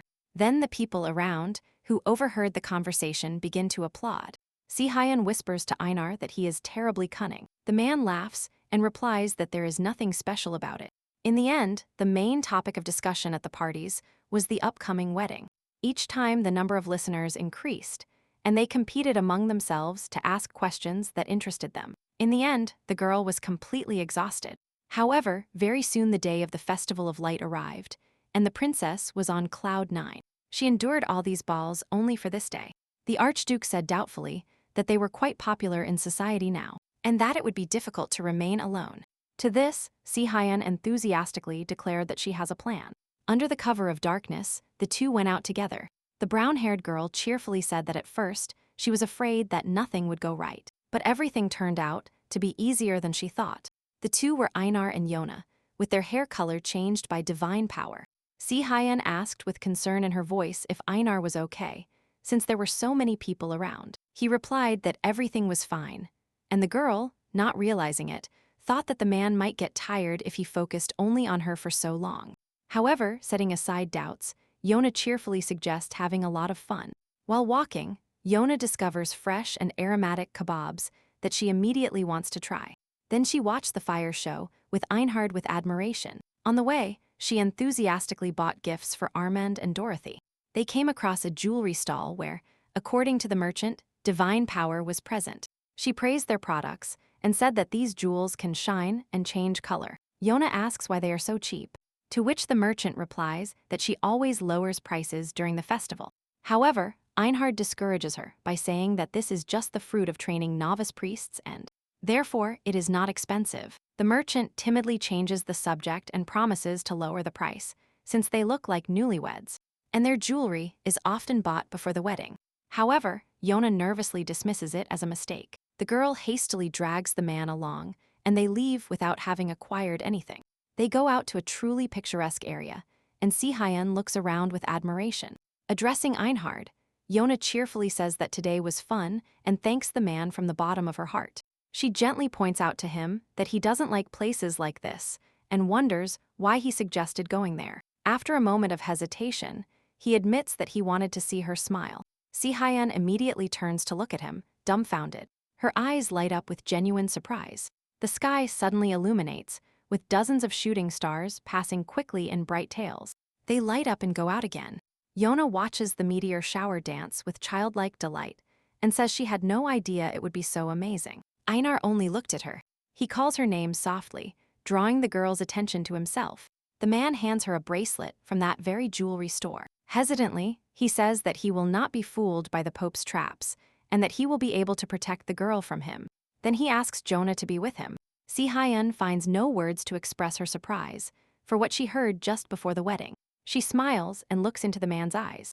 As if shining from within, she joyfully says that from now on, he is responsible for her life. Einhard agrees with a happy smile. However, before the end of the festival, they were surprised by shocking news. The newly appointed Cardinal Burka, visiting the emperor, sadly apologizes for having to report such news in the middle of the festivities. The fact is that the day before leaving the church, His Holiness the Pope died. The next words plunged everyone present into horror, because it turned out that he was beheaded. Because of this strange death, the house contest that usually closes the party was cancelled. Yona used to think that they had to defeat the Pope for the story to end, but now she had no idea how the romance would end. Even though the order not to reveal the circumstances of the Pope's death had already been issued, rumors could not be stopped, and the newspaper was in complete chaos. Einar had to attend another meeting, because the impact of His Holiness's death was too great. The man asks Yona to return to the imperial palace at the first opportunity, because if the princess is not in the palace at such a difficult time, civilians may perceive this as one of the distress signals. Then Einar leaves, leaving the princess alone to read the large newspaper headlines. In it, she learns that the delegation headed by Cardinal Cesare was forced to return urgently to the church, and wonders if the cardinal is okay. Meanwhile, in the church, a gloomy Cesare complained that he had left for the funeral, but that he had also returned for them. He grimly wonders why the old man died so suddenly. Moreover, his head disappeared without a trace. Opening the door to a spacious and bright hall, he meets other priests welcoming him. Confused, Cesare asks, "Why are you all gathered here?" They report that after consultation, they came to the conclusion that his candidacy for the position of pope was the most suitable. The cardinal, not believing his ears, nervously asks what they said. He continues that the funeral has not yet taken place, but one of the priests blurted out that it was now impossible to let the pope's seat remain empty. He explains that since Alexander had such a terrible death after the appearance of the devil, people will imagine trouble out of nowhere and gossip about it. Cesare asks why he was chosen and explains that he has the greatest divine power and, moreover, he is Alexander's son. All these years, Alexander tried to hide his illegitimate son, but suddenly they begin to address him as the pope's successor. Having sorted out his thoughts, Cesare replies that he is glad the old man is dead, because now he will be able to leave the church. However, the priests could not allow such an outcome. The cardinal turns around surprised when the air begins to glow, imbued with divine power. The man has no time to react, and a bright light hits him. Consciousness clouded, and Cesare fell to his knees. The priest sinisterly declares that Alexander's illegitimate son cannot be given freedom, and that if he doesn't become the new pope, he should remain hidden for the rest of his life. Later, Burka visits Bonaparte. He asks why he requested an informal meeting, to which Burka smiles mysteriously. Then suddenly, he falls to his knees and clutches his heart. The guy insinuatingly says that he personally came to the Euclid Empire to help the Archduke. Einar incomprehensibly asks what he means. Burka puts a certain container in front of him and says he will like it. The man opens the lid, and his eyes widen in astonishment. The boat contained the lost head of the Pope. Einar looks at him silently, confusion in his eyes. Burka, lifting his head, cheerfully says that he gladly cut off Alexander's head for the sake of the Archduke. Einar noticed that the Pope clearly trusted Burka and asked why it was necessary to commit a crime. Vera respectfully bowed his head and replied that for him there had always been only the Archduke. Many years ago, when Einar still lived in the temple, Vera was also there. In those days, the temple assumed the guardianship of the successors of influential nobles. And although most of these children were outcasts from their families, they bullied other children because blue blood ran in their veins. Vera was just a boy taken off the street, so he became an object of harassment and ridicule. And then Einar unintentionally saved him by killing one of the instigators of the persecution. The young man wanted to thank him even then, but Einar suddenly left the temple. Therefore, Vera did everything possible while in the monastery, hoping to obtain a position where he could provide reciprocal service. He overheard a conversation between the Pope and Jonah, where the man asked to help the princess get rid of the Archduke. Then he realized that he had to save the one who once saved him. Einar listened silently to Vera's revelations. The young man understood that most likely Bonaparte could not trust him, so he invited the man to observe him from the side and ultimately judge for himself how useful he might be. Einhard was somewhat confused by Burha's story. He orders the cardinal to return and hints that he might be in trouble if he finds it in his head. Vera promises to take care of her and then takes his leave. After leaving, Bonaparte sighs tiredly. He wonders how the guy, without a shadow of fear, dragged the Pope's head after personally cutting it off. The man decides to monitor his actions for now.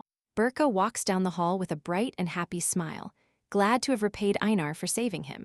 Meanwhile, in Labian's room, a cup breaks on the floor with a loud metallic crash. Spilling its contents, Labian is beside herself with rage because the Pope died just now, and besides, she heard rumors that the Archduke and the princess's wedding will take place very soon. She understood that she couldn't do anything herself. She recalls her last conversation with Einar and his strange expression. Then he started talking about how he had provided Yona with a faulty carriage so she could have tea with him. She nervously wonders if the Archduke has any idea about her plans to kill the princess. Angry at her father for doing nothing to prevent the wedding from taking place, she is about to pull the doorknob to burst into her father's room. However, muffled voices outside the door stop her. Carefully opening the door, she notices that there is another person in the room. It was the same man in the cloak as last time. The man tells her father that this is the latest information and that he needs to use it at the right time. Labian listens attentively to every word, trying not to miss anything. She understands that even if her father doesn't know, this man clearly has something, and she will rely on the information from this suspicious man because it will be very useful to her. This is how she can get Einar. Dorothy, with tears in her eyes, runs to greet the princess who has returned to the palace. She comments that she waited every night for Yona to return, and that they should have warned her that she would be away for so long.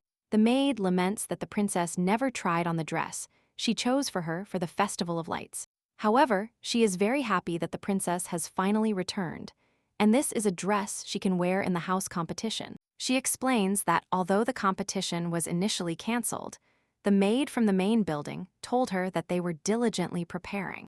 The princess thinks that after all, people needed the festival after the devil's appearance as a breath of fresh air. So in the end, they decided not to cancel the contest. Yona complains that apparently she will still have to attend this event, although she didn't want to.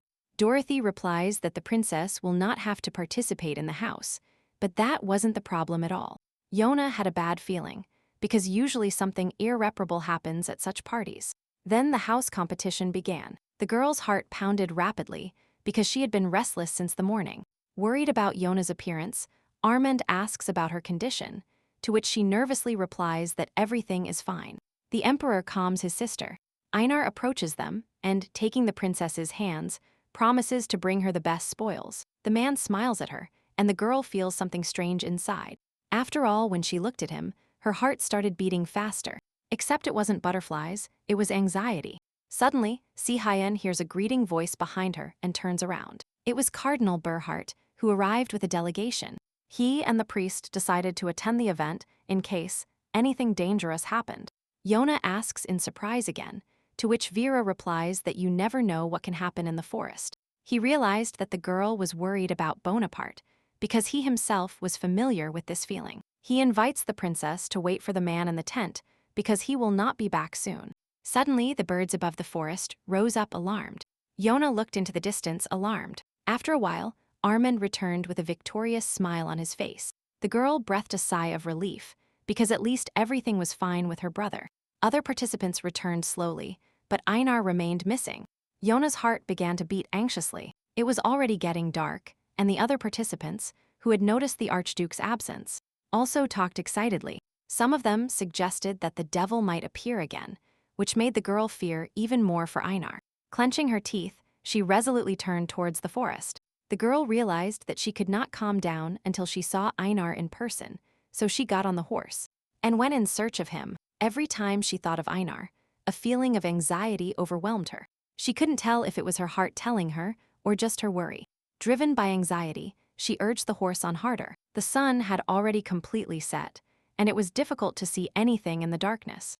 Yona began to think that while she was looking for Einar, it is possible that the man had already returned. Perhaps the feeling she felt was actually just excitement. Suddenly, strange sounds came from behind her. Turning around, the girl froze in horror. A few meters away from her hung a sinister and bloody mist, from which only a hand holding a bow protruded. It was the devil again, devouring someone. Due to the presence of the devil nearby, the horse suddenly reared up, and the girl, unable to hold on, falls to the ground. The horse crushes her with its full weight, and Yona, no matter how hard she tries, cannot move. Suddenly the sound of footsteps is heard ahead, and the girl, lifting her head, she sees 3 people with covered faces, dressed in soldier uniforms. Spooky looking, they evoked the feeling that someone was controlling them. One of the soldiers drew his sword, preparing to attack. Si-hyun knew she needed to use divine power, but there was a demon behind her, and assassins in front, and she didn't know what to do. She quickly organizes her thoughts and realizes that there is no time to hesitate. She needs to act. Realizing that she needs to neutralize them in the first attempt, the girl recalls the lessons of Cardinal Cesare and how he made plants bloom and wither. The forest lit up with a brilliant flash, and then Jonah fell into darkness. She woke up when someone persistently called her name, and with difficulty opening her eyes, she found herself looking into Cardinal Berhard's eyes. With concern in his voice, he explains that he saw her heading into the forest alone and followed her. He says she is weak and that he will heal her with divine power, but Jonah only asks to be helped up. Her vision slowly recovered, and her limbs could move again. Upon standing up, she sees a terrible sight before her. The princess's eyes open in horror. The cardinal hurriedly explains that when he arrived, everything around her was already dry and dead. Jonah cannot believe what she sees. She wonders if it was the work of her divine power.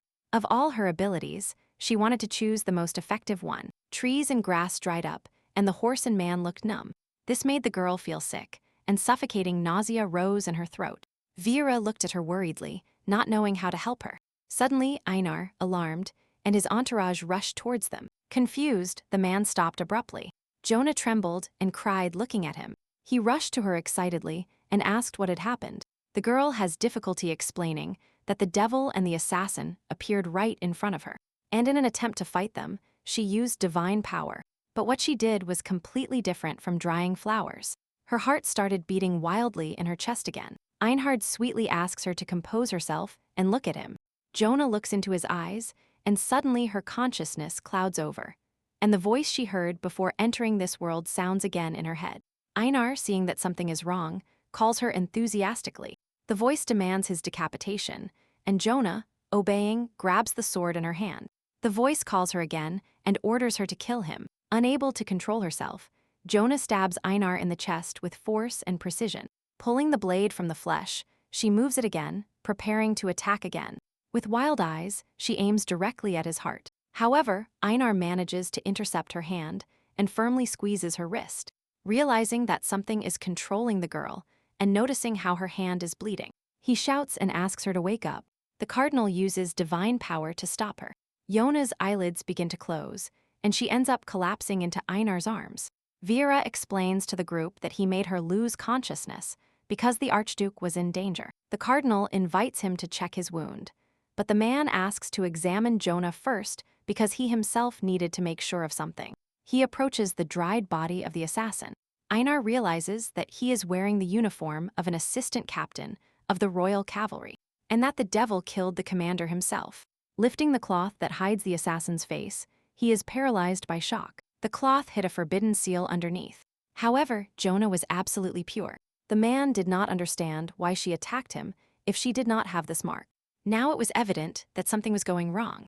Later, rumors about the appearance of the devil and the assassin spread throughout the palace, and the servants discussed what happened out loud. Furthermore, someone suggested that the divine power that chased away the devil was not the cardinal at all, but a mysterious stranger, and it was impossible to know for sure if he truly had good intentions. As a result, not only the imperial festival, but also the hunting competitions were ruined, and perhaps this meant that the Euclid Empire would fall because of the devil. Einhard understood that the public reaction to what happened was too violent, and that if things continued like this, problems could arise. Einar thinks a lot about how previously everyone who had the forbidden seal only attacked him, but this time they attacked Jonah. In the end, someone attacked him with their hands, and this was radically different from previous attempts. Previously, the man thought everything was the Pope's doing, but now that he is dead, suspicions have fallen on his right-hand man Yudo. If Jonah was controlled without the influence of magic, then it had to be someone from the inner circle. The wound suddenly began to throb with a burning pain, causing Einar to wince in pain. He thought annoyed that at that moment, he should have found out everything immediately to confirm his suspicions. Do you remember the day of the house contest? Then he was galloping through the forest, along with his entourage, when he felt something was wrong with the forest, noticing a shadow quickly passing by in his peripheral vision.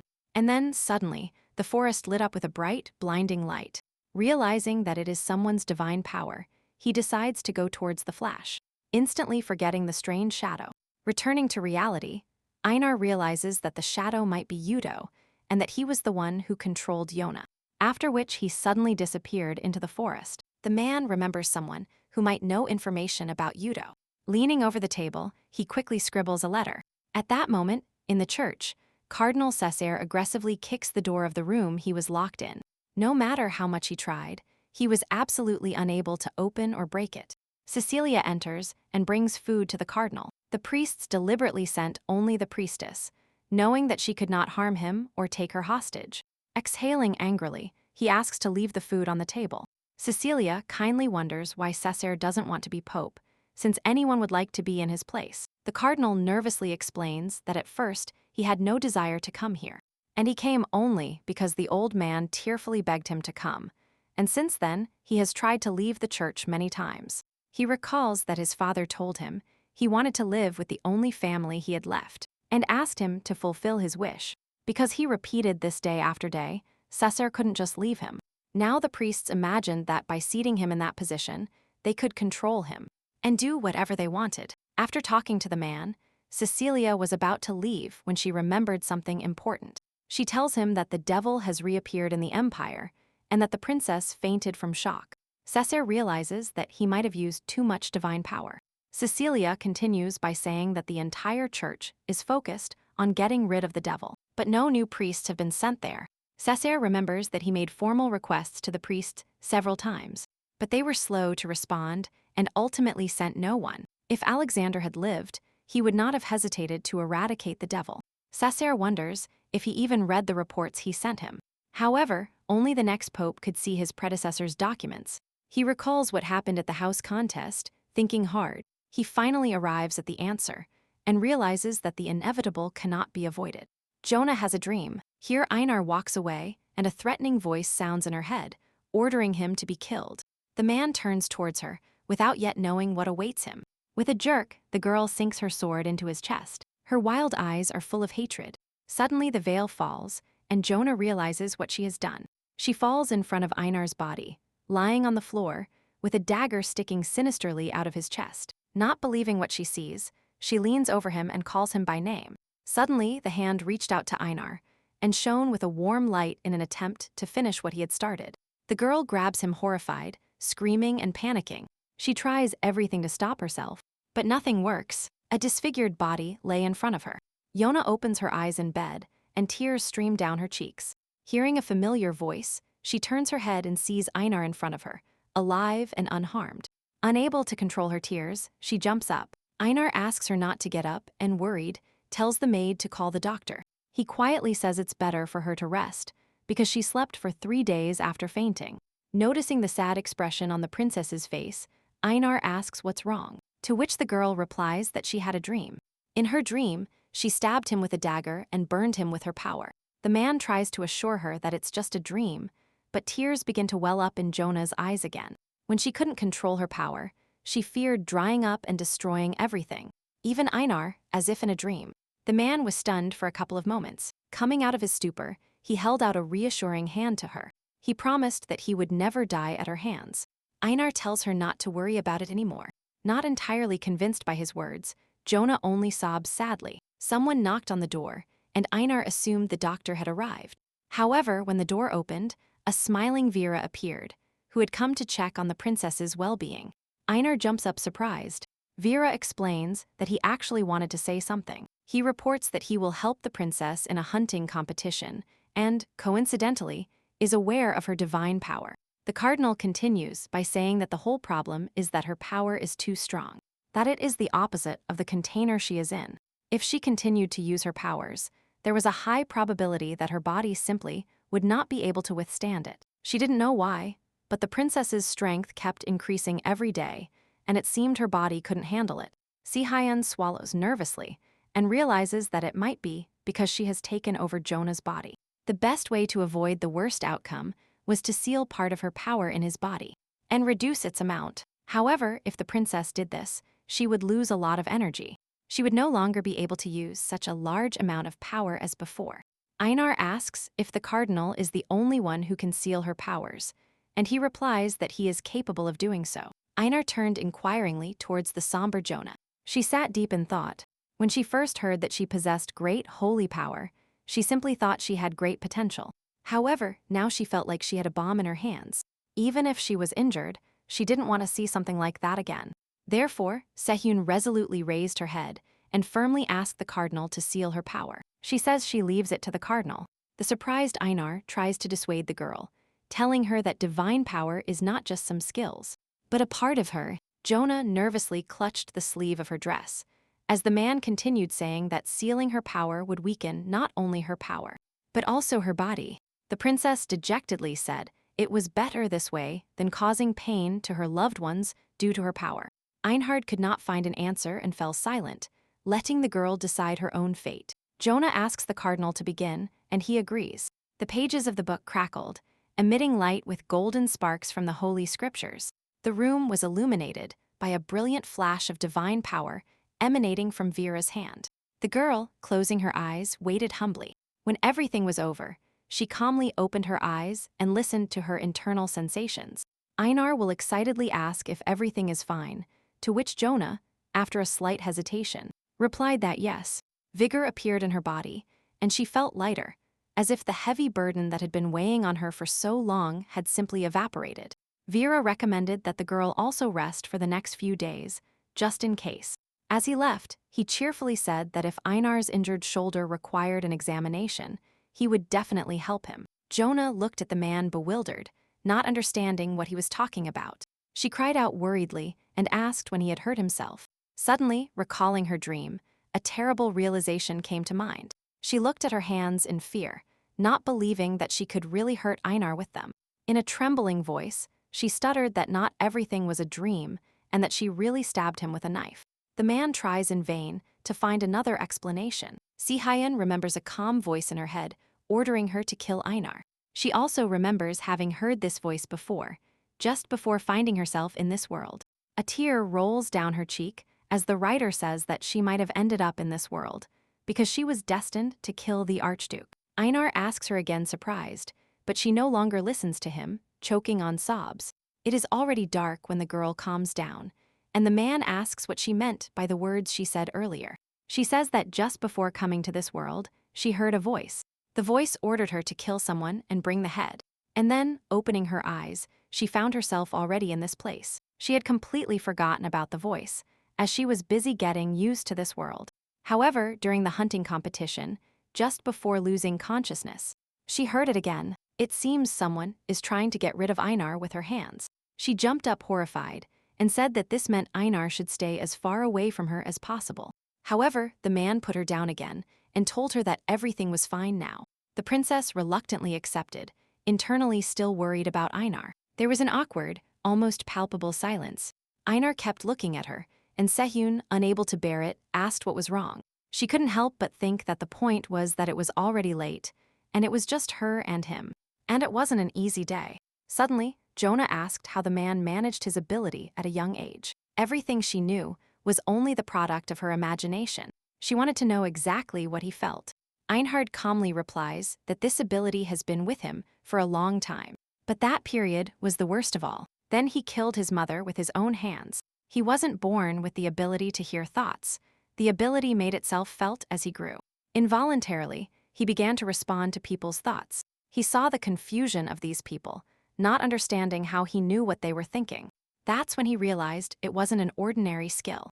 One day, when his ability was fully developed, he started hearing more and more voices until he finally started hiding from people. When even this wasn't enough, he went to his mother and stayed with her. One of these days, my mother thought she was thirsty and that she should call the servants. Little Einar, hearing her thoughts, immediately brought her a glass of water. The mother wasn't scared or looked at him with contempt when he reacted to her thoughts. She was just surprised. Moreover, my mother always had happy thoughts. For example, she was thinking about her son's upcoming birthday and wondering if she should offer to take a carriage and go on a trip. When his birthday arrived, his mother told him they were going to visit someone special. That day, he would meet his father. When Einar saw his mother gazing at the large estate, she looked like the happiest woman in the world. Once inside, the mother pushes her son to greet his father, but he just stares at him silently, unable to utter a word. His father stared back grimly with a threatening look in his eyes. Einar heard him thinking how much his son had grown. The mother began to be kind to her father, but he instantly assailed her, telling her in a stern voice that he accepted her and the child only for the sake of his household, but that he didn't want anything more to do with her. He coldly continued saying it would be wise not to harbor foolish hopes and live the rest of his days in peace on this estate. The father ordered the maid to take them to the designated rooms. Suddenly, Einar hears his mother's thoughts, who angrily thinks she can't believe she is forced to take care of this cursed brat. The maid takes them to the room, leaving Einar alone with his mother. The worried boy approaches his mother and asks what his father meant. Suddenly, she turns around and slaps him hard on the cheek. Her face is twisted with anger and hatred. She grabs him by the hair, screaming that it's all his fault, because if he were more like his father, he wouldn't be so cold. She still couldn't calm down, saying she was only using him to fulfill her wish. And Einar ruined everything. Then Seinart realized he was born as a cursed demon. His mother fell in love with Duke Bonaparte at first sight when she saw him at the ball. She regularly confessed her feelings to him, but he always rejected her. Her feelings turned into obsession. She resorted to demonic magic to prevent him from meeting another woman, and finally became pregnant with his child. If demonic power was used, a curse would inevitably follow and fall upon the child, who would soon be born. Bonaparte's house reluctantly consented to the wedding, but to calm the noise after the recent scandal, they considered it necessary, but told him to wait until Einar turned 5 to move to the estate. So she waited 5 years, living out her happy fantasies. In the end, he rejected her again, so all of the mother's dreams were instantly extinguished, and her anger erupted.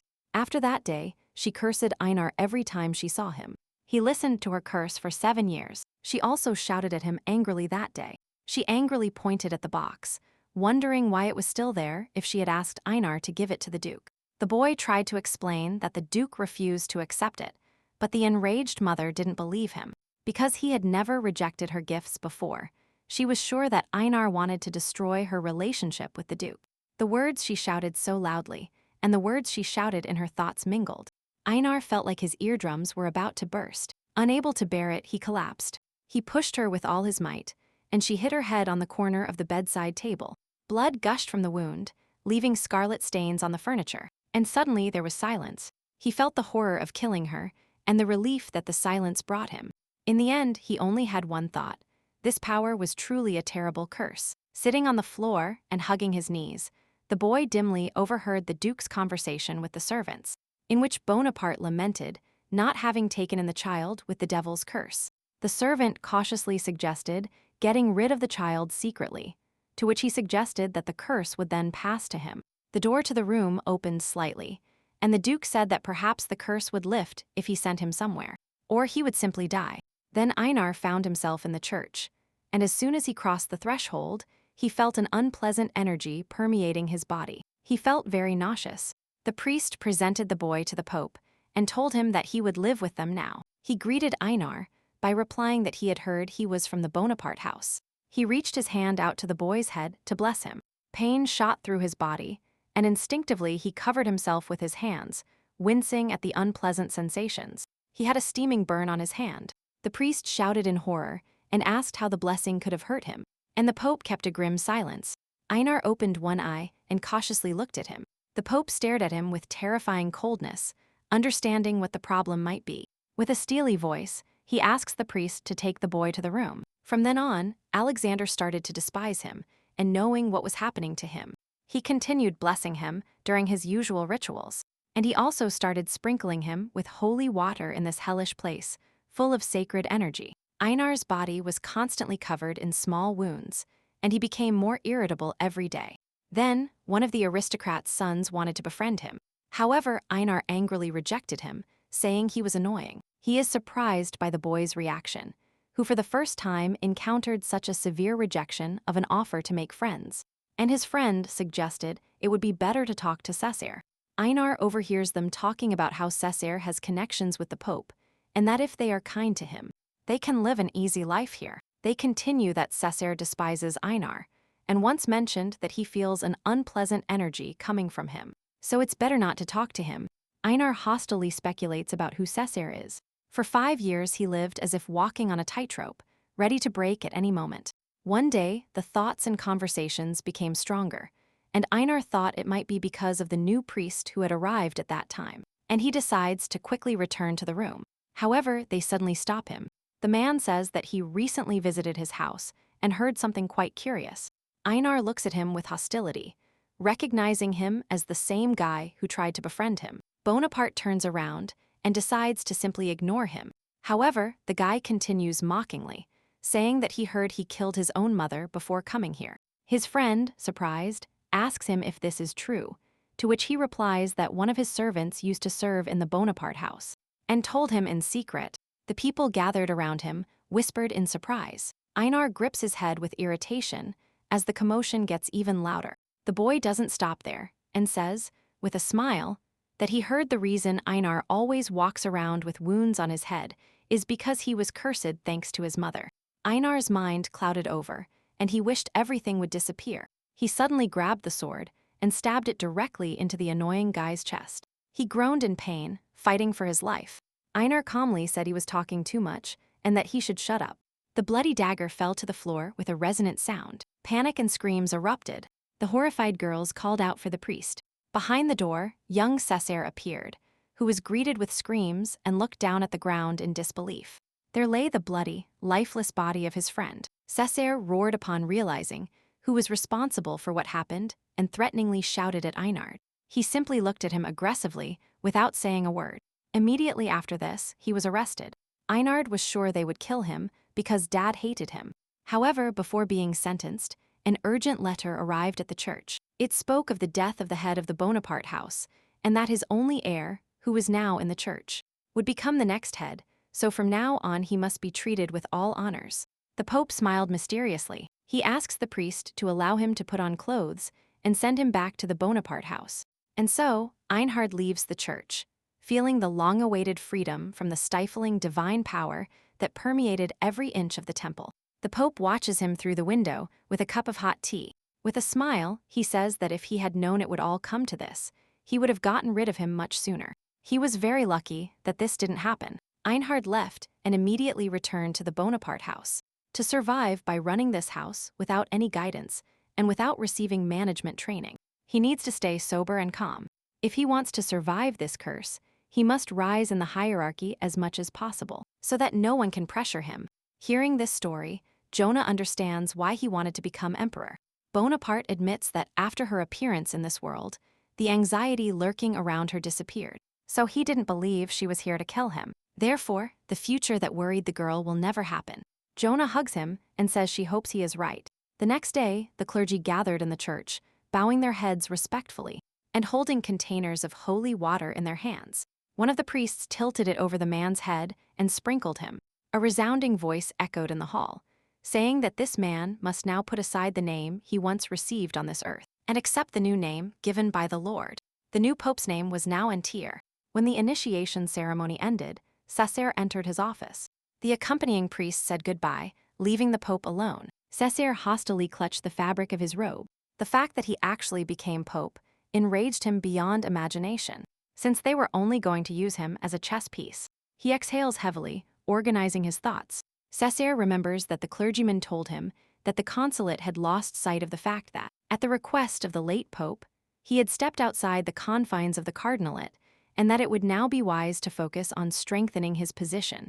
He also remembers his father, because of whom he ended up in the church. All of this was incredibly annoying. Suddenly, a soft knock was heard on the door. Cecilia worriedly looked into the room. She bowed politely, not knowing how to address the pope now, but he asks her to continue calling him Cessair as before.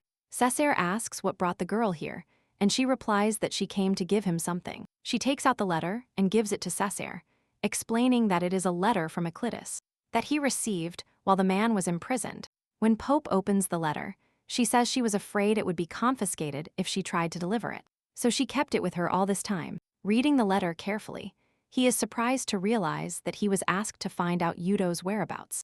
Cessair wonders who sent this letter. Upon finding Archduke Bonaparte's name on the back, the man smiles with interest. He throws away the letter that Cecilia is desperately trying to catch, and muses that it seems Einhard has softened, since it is not like him to send letters. In any case, he was going to investigate this matter because he became pope for a reason, but for Princess Jona's sake. Lost in thought, Cessair asks Cecilia to help him with something. After a while, the floor and tables were covered with books and documents. Cessair was frantically looking for the information he needed, while Cecilia kept bringing in new books. Apparently, the late pope got rid of all his documents, and the man couldn't find any of his records or personal information. Cecilia, having only found old files, was surprised to agree with his conclusion. Cessair thoughtfully muses that this is the only place the old man might hide something. If there were no entries here, then perhaps there was something else. Suddenly, he discovers a small hole from which a faint draft of air was blowing. Using all his strength, Cessair struggles to move the cabinet. Behind it, he discovers a secret room. Inside, there was a wide staircase leading to a deeper place. Cecilia looks at the man worriedly, and he tells her to stay here while he plans to go down himself. Going down the stairs, he finds a solid iron door locked. He swallows nervously as the door suddenly gives way and creaks open. Cessair carefully enters the mysterious room. A large strange seal was glowing on the floor. There were documents scattered nearby, and dozens of scrolls lay on the shelves. Surprised by this sight, Cessair wonders what his father was doing here.